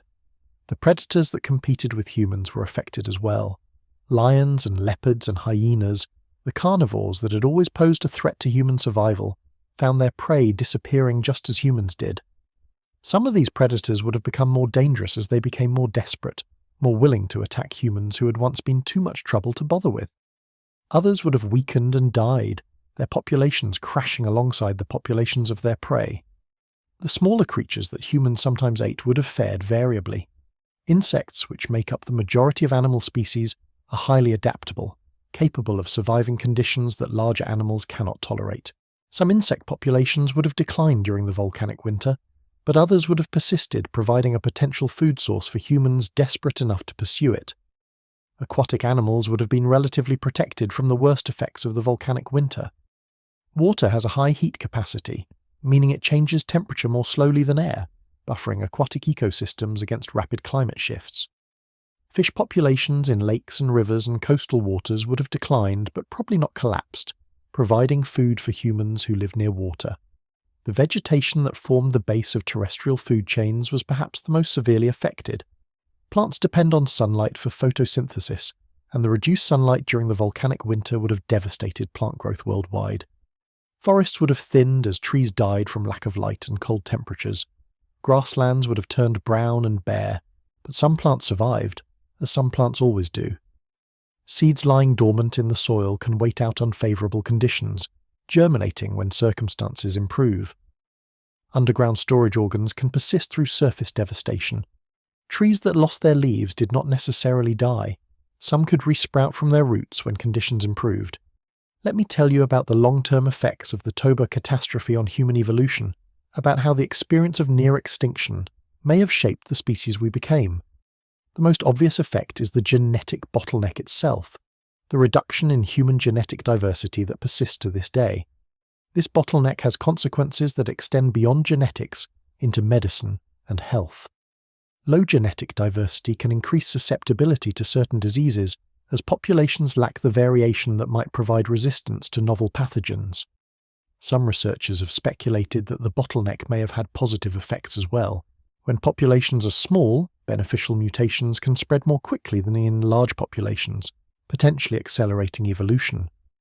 The intense selection pressure of the catastrophe may have favoured certain traits, cognitive abilities perhaps, or social skills that became more common as a result. The experience of the catastrophe may also have left cultural legacies, though these are harder to trace than genetic legacies. Every human culture has myths of catastrophe, stories of floods and fires and times when the world ended and began again. These myths may preserve echoes of the Toba experience, transformed beyond recognition through thousands of years of retelling, but still carrying the emotional truth of survival through disaster. Let me tell you about what the Toba story means for understanding catastrophic risk today. The Toba eruption was a natural disaster that humans could not predict, prevent, or control. We were helpless victims of geological processes that operate on timescales beyond human comprehension. But we are no longer helpless. We now have the knowledge to understand catastrophic risks and the technology to potentially mitigate some of them. Supervolcanic eruptions remain a real threat. Toba itself is still an active volcanic system, still accumulating magma, still capable of future eruptions that could match or exceed the one that occurred 74,000 years ago. Yellowstone in North America is another supervolcano, closely monitored by scientists who know that it will eventually erupt again, though they cannot predict exactly when. Other supervolcanoes exist around the world, geological time bombs that could transform the global climate with little warning. We cannot prevent supervolcanic eruptions. The forces involved are far beyond human control, the energy released far exceeding anything our technology could counter. But we can prepare for them, can develop systems and plans that would help humanity survive a future volcanic winter. We can maintain seed banks and genetic repositories that could help restore ecosystems after a catastrophe. We can develop food production technologies that do not depend entirely on sunlight. We can build international cooperation frameworks that would allow coordinated response to a global disaster. Other catastrophic risks exist as well. Asteroid impacts have caused mass extinctions in the past and could do so again. Climate change, whether natural or human-caused, can transform environments in ways that threaten survival. Pandemics can sweep through populations, as recent experience has reminded us. Nuclear war remains a possibility, with consequences that might rival a supervolcanic eruption. The lesson of Toba is not that catastrophe is inevitable, but that catastrophe can be survived. Your ancestors made it through the worst disaster in human history. They did so without technology, without scientific knowledge, without any of the advantages we possess today. If they could survive with so little, surely we can survive with so much if we prepare wisely, if we cooperate effectively, if we maintain the hope and resilience that carried your ancestors through the dark years. Let me tell you about the specific psychological traits that may have been selected by the Toba catastrophe, the mental characteristics that helped your ancestors survive and that you may have inherited from them. Resilience, the ability to recover from setbacks, to continue functioning despite difficulty, would have been strongly selected during the dark years. Individuals who gave up when things got hard, who could not cope with sustained stress, who collapsed under the weight of prolonged suffering, these individuals would have been less likely to survive, less likely to pass on their genes, less likely to be among your ancestors. The resilience you feel within yourself, your capacity to endure difficulty and keep going, this is not just a personal trait but an evolutionary inheritance, shaped by catastrophe, tested by the worst conditions humanity has ever faced. Cooperation, the ability to work with others, to share resources, to subordinate personal interest to group welfare, would have been essential for survival. No individual could make it through the dark years alone. Survival required groups, and groups required cooperation. The impulse you feel to help others, to share what you have, to be part of a team, this is evolutionary heritage, shaped by selection pressures that eliminated the selfish and preserved the cooperative. Flexibility, the ability to adapt to new circumstances, to change strategies when old ones fail, to learn new skills and exploit new resources, would have been crucial when the familiar world was transformed beyond recognition. The hunters and gatherers who survived were those who could adapt their techniques to changed conditions, who could learn to find food in landscapes they had never seen before, who could innovate when tradition was insufficient. The adaptability that characterizes human nature, our capacity to thrive in every environment from tropical rainforest to Arctic tundra. This capacity was tested and refined by the Toba catastrophe. Hope, the belief that the future can be better than the present, that survival is possible and worthwhile, would have been necessary to sustain effort through years of hardship. Without hope, there is no motivation to continue, no reason to endure suffering, no point in trying. The stubborn optimism that humans display even in the most difficult circumstances, the refusal to give up even when giving up seems rational, this is an evolutionary adaptation, shaped by catastrophes that killed the hopeless and preserved those who could maintain belief in the possibility of better times. Anxiety, the tendency to anticipate and prepare for threats, may also have been intensified by the Toba experience. During the dark years, vigilance was survival. Those who were alert to dangers, who anticipated problems before they occurred, who worried about the future and prepared for it, these individuals would have had advantages over those who were more relaxed and less prepared. The anxiety that many people experience today, the tendency to worry about things that may never happen, this may be partly a legacy of the Toba selection, an adaptation that was useful in catastrophic circumstances but can be burdensome in ordinary times. Social intelligence, the ability to understand and navigate complex social relationships, would have been crucial in the crowded refugia where survivors gathered. When many people are competing for limited resources, social skills become essential for survival. The ability to form alliances, to manage conflicts, to understand what others are thinking and feeling, these would have determined who thrived and who perished in the social pressure cooker of the refugia. The sophisticated social abilities that humans display, our capacity for empathy and manipulation, for cooperation and competition, these were honed by the social challenges of the dark years. These psychological traits are not just abstract characteristics. They are part of who you are, built into your brain, shaping your perceptions and reactions and choices. When you feel resilient in the face of difficulty, when you cooperate with others even at cost to yourself, when you adapt to new circumstances, when you maintain hope despite setbacks, when you worry about the future, when you navigate social complexities, you are expressing inheritance from ancestors who were selected by the worst disaster in human history. Let me tell you about the recovery, in more detail than I provided earlier, about the specific processes by which humanity rebuilt itself from near extinction to eventual global dominance. The recovery began slowly, almost imperceptibly. In the first years after the volcanic winter ended, the changes were subtle. Slightly brighter sunlight, slightly warmer temperatures, slightly more plant growth. These small improvements accumulated year by year, creating conditions that were progressively more favourable for life. The survivors and their descendants took advantage of these improving conditions. They had more children than they lost to mortality. Their populations grew, slowly at first, then more rapidly as conditions continued to improve. They expanded from the refugia, where they had waited out the catastrophe, reclaiming territories that had been abandoned during the dark years. This expansion was not uniform or continuous. There were setbacks, times when conditions worsened again, when populations declined rather than grew. The climate continued to fluctuate, ice ages coming and going, bringing new challenges that had to be overcome. But the overall trajectory was upward, human numbers increasing over thousands of years, the species recovering from its brush with extinction. The recovery also involved cultural and technological development. The survivors of Toba were already sophisticated people, with complex tools and social systems. In the thousands of years following the catastrophe, these capacities continued to develop. Tools became more refined. Social systems became more complex. Symbolic behaviour, including art and ritual, flourished in ways that are visible in the archaeological record. Around 50,000 years ago, something remarkable happened.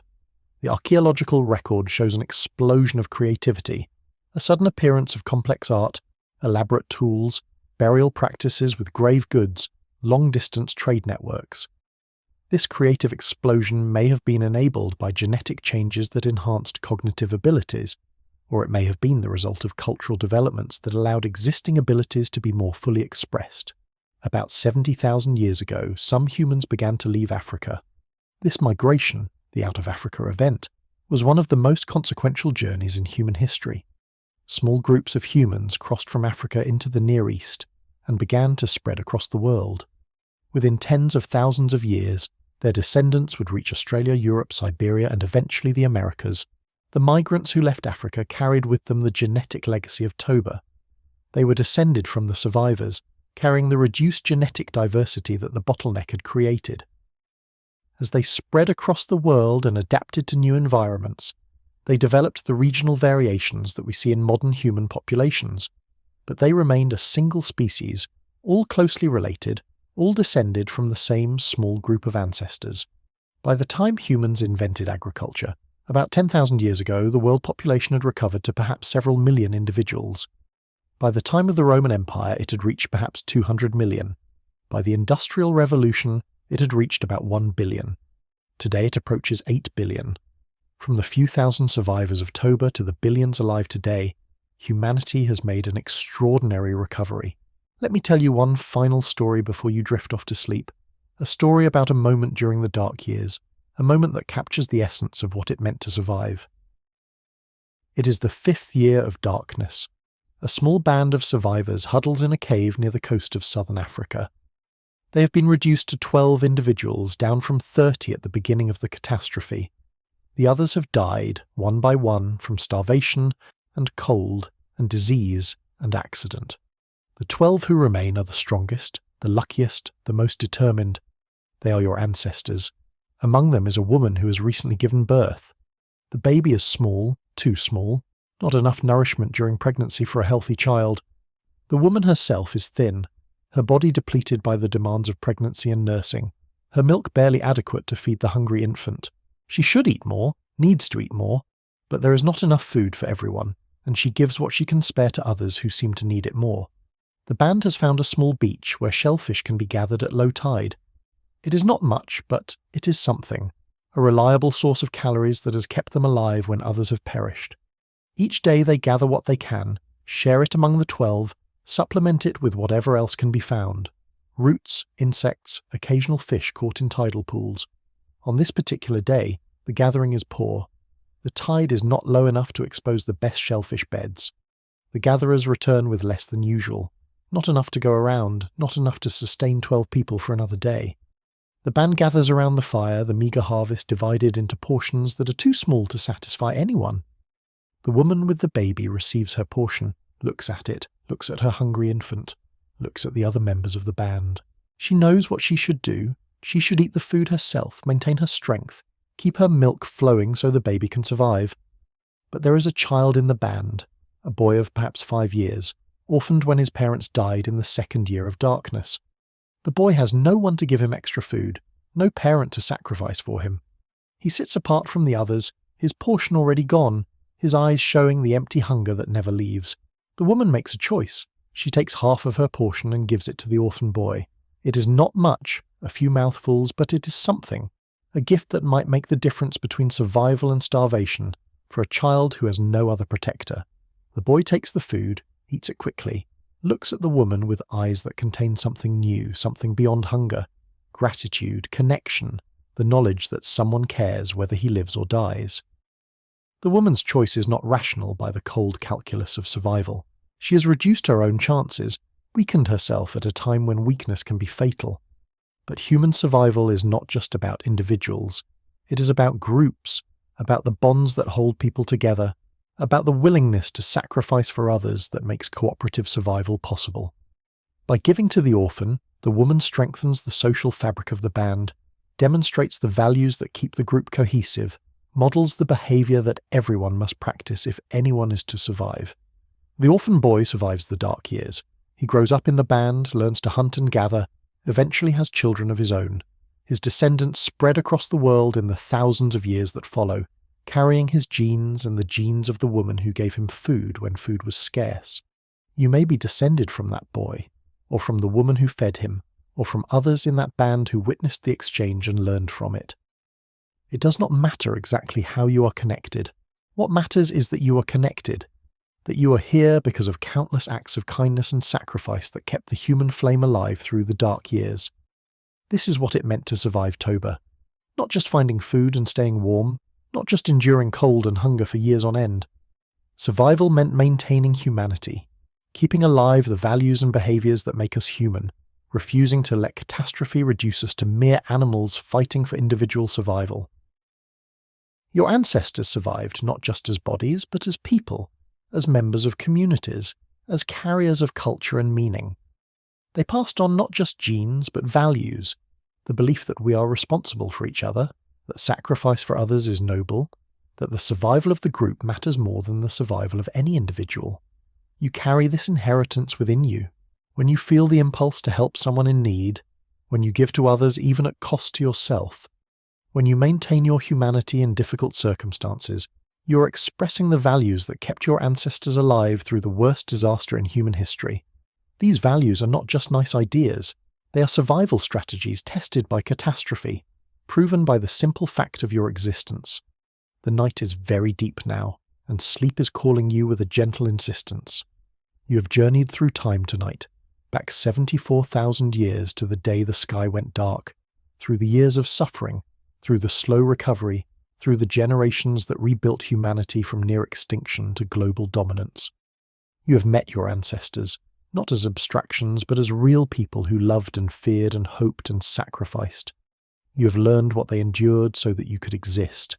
Rest now, knowing what you are. You are the descendant of survivors, carriers of resilience and hope and cooperation that were tested in the crucible of the worst catastrophe humanity has ever faced. You carry within you the strength of those who refused to give up, the flexibility of those who adapted to the impossible, the love of those who sacrificed for others when sacrifice seemed like madness. The fire that your ancestors kept burning through the dark years still burns in you. You are its keeper now. What you do with your life, how you treat others, how you face your own challenges, these become part of the ongoing human story. The story that began long before Toba and continues through you into whatever future awaits. Sleep well, child of survivors. Sleep well, inheritor of 74,000 years of resilience. Sleep well, keeper of the flame that never went out. The sun will rise tomorrow. It always does. And you will rise with it, ready to face another day, carrying the strength of ancestors who walked through darkness and found the light. Let me tell you more before you sleep, more about the world that existed before the darkness, more about the people who lived in that world, more about what was lost and what was preserved through the catastrophe. The world before Toba was a world of abundance compared to the dark years that followed. Your ancestors lived in a rhythm shaped by seasons and migrations, by the movements of animals and the growth of plants. They knew their territories intimately, knew where to find water in every season, knew where the best hunting grounds were, knew which plants were edible and when they would bear fruit. This knowledge was their wealth, accumulated over countless generations, passed down from parents to children through teaching and example. They lived in bands of perhaps 20 to 50 individuals, groups small enough that everyone knew everyone else, large enough to accomplish tasks that required cooperation. These bands were not isolated units, but connected to other bands through kinship and marriage, through trade and alliance, through the complex networks of relationship that characterize human societies everywhere. A person born into one band might marry into another, creating links that could be called upon in times of need, bridges across which information and resources could flow. Their technology was sophisticated for its time, even if it seems primitive by modern standards. Stone tools, crafted with skill, accumulated over millions of years of human evolution, allowed them to butcher animals, process plants, shape wood and bone into useful implements. Fire, controlled and maintained, gave them warmth and light and protection, allowed them to cook their food, extending the range of what they could eat and extracting more nutrition from what they consumed. Shelter, whether natural caves or constructed huts, protected them from weather and predators, gave them a base from which to operate. Their social organization was equally sophisticated. They had rules for sharing and cooperation, norms that governed behavior, mechanisms for resolving disputes and maintaining harmony. They had leaders, though not kings or chiefs in the formal sense, individuals whose wisdom and skill gave them influence that others respected. They had specialists, individuals who were particularly good at hunting or healing or making tools whose expertise benefited the entire group. They had teachers, elders who passed on the accumulated wisdom of generations, ensuring that knowledge was not lost when individuals died. They had culture, traditions and beliefs and practices that gave meaning to their lives, that connected them to their ancestors and their descendants, that made them more than mere animals struggling for survival.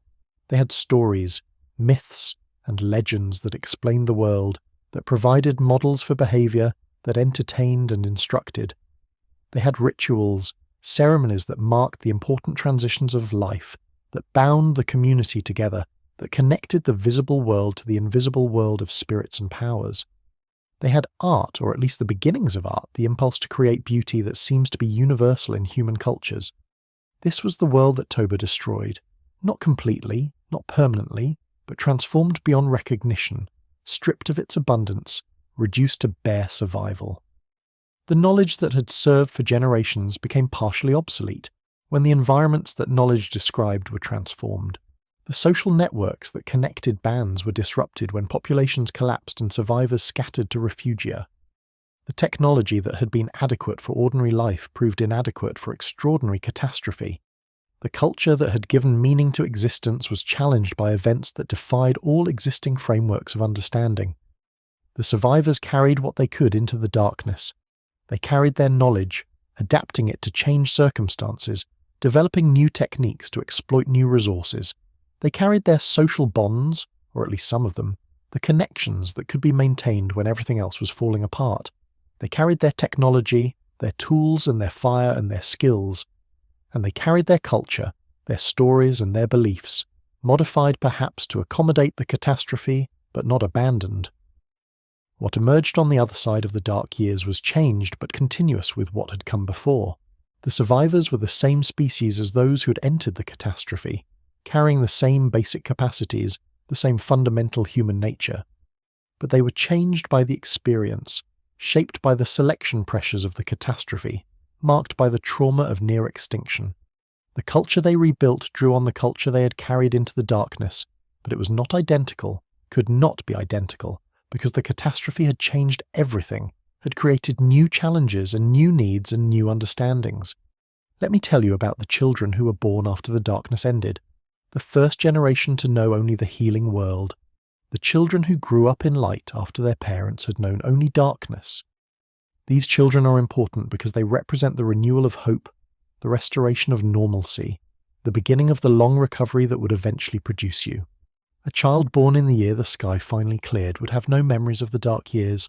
They would know the catastrophe only through stories, accounts told by parents and grandparents who had lived through it, tales that would seem almost unbelievable to someone who had never seen the darkened sky, never felt the unnatural cold, never known the hunger that had been their elders' constant companion.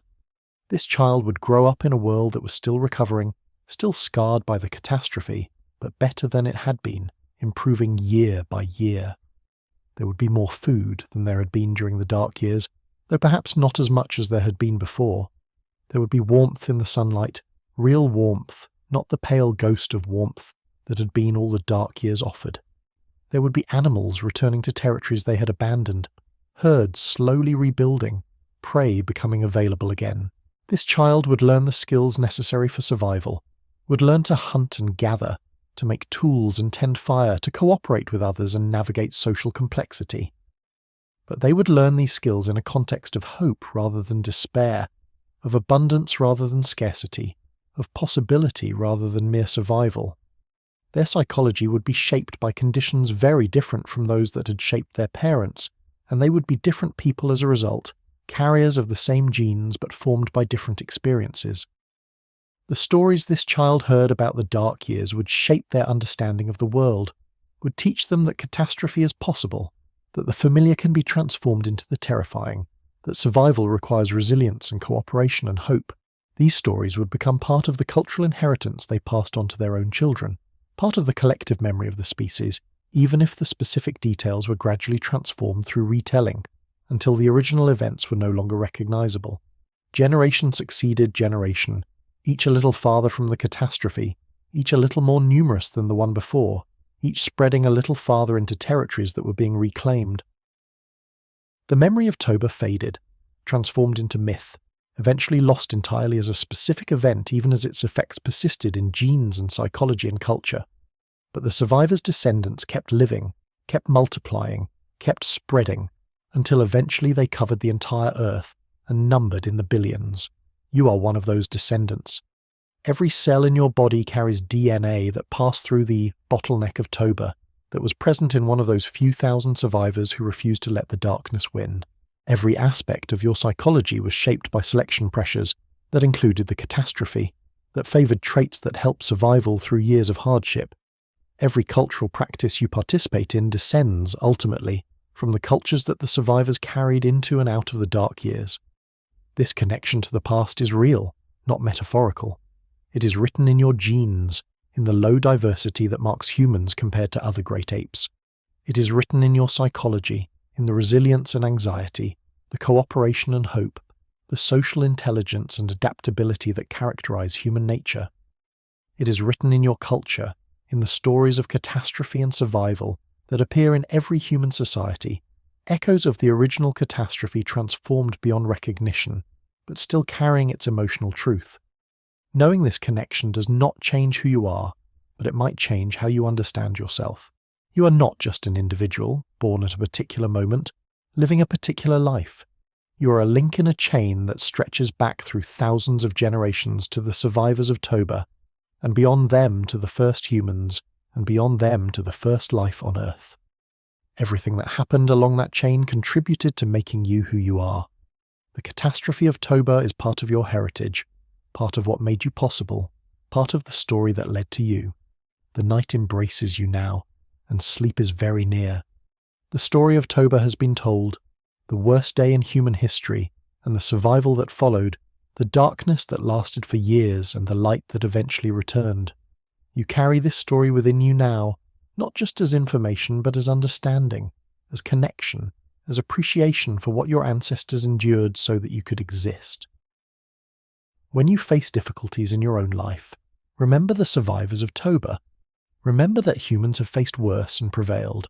Remember that the capacity for resilience, for adaptation, for hope, is built into your very being, selected by catastrophe, proven by your existence. You are stronger than you know, because your ancestors were stronger than anyone should have to be, and their strength lives on in you. When you help others, when you cooperate and share and sacrifice, remember that these behaviours saved humanity from extinction. The impulse to care for others is not weakness but strength, not folly but wisdom, the deepest truth about what it means to be human. Your ancestors survived because they helped each other, and we will continue to survive only if we continue to help each other. When you feel hope despite difficulty, trust that feeling. Hope is not naive optimism, it is evolutionary wisdom, the knowledge that tomorrow might be better than today, that survival is possible even when evidence seems to say otherwise. Your ancestors maintained hope through years of darkness, and their hope was justified. Your hope may be justified too. The fire that burned through the dark years still burns. It burns in every act of kindness, every moment of connection, every refusal to give up. You are one of its keepers now. The responsibility is yours to carry it forward, to pass it on, to keep alive the flame that your ancestors kept alive through the worst time humanity has ever known. Rest now, knowing what you are and where you came from. Rest with the strength of survivors in your bones and the hope of survivors in your heart.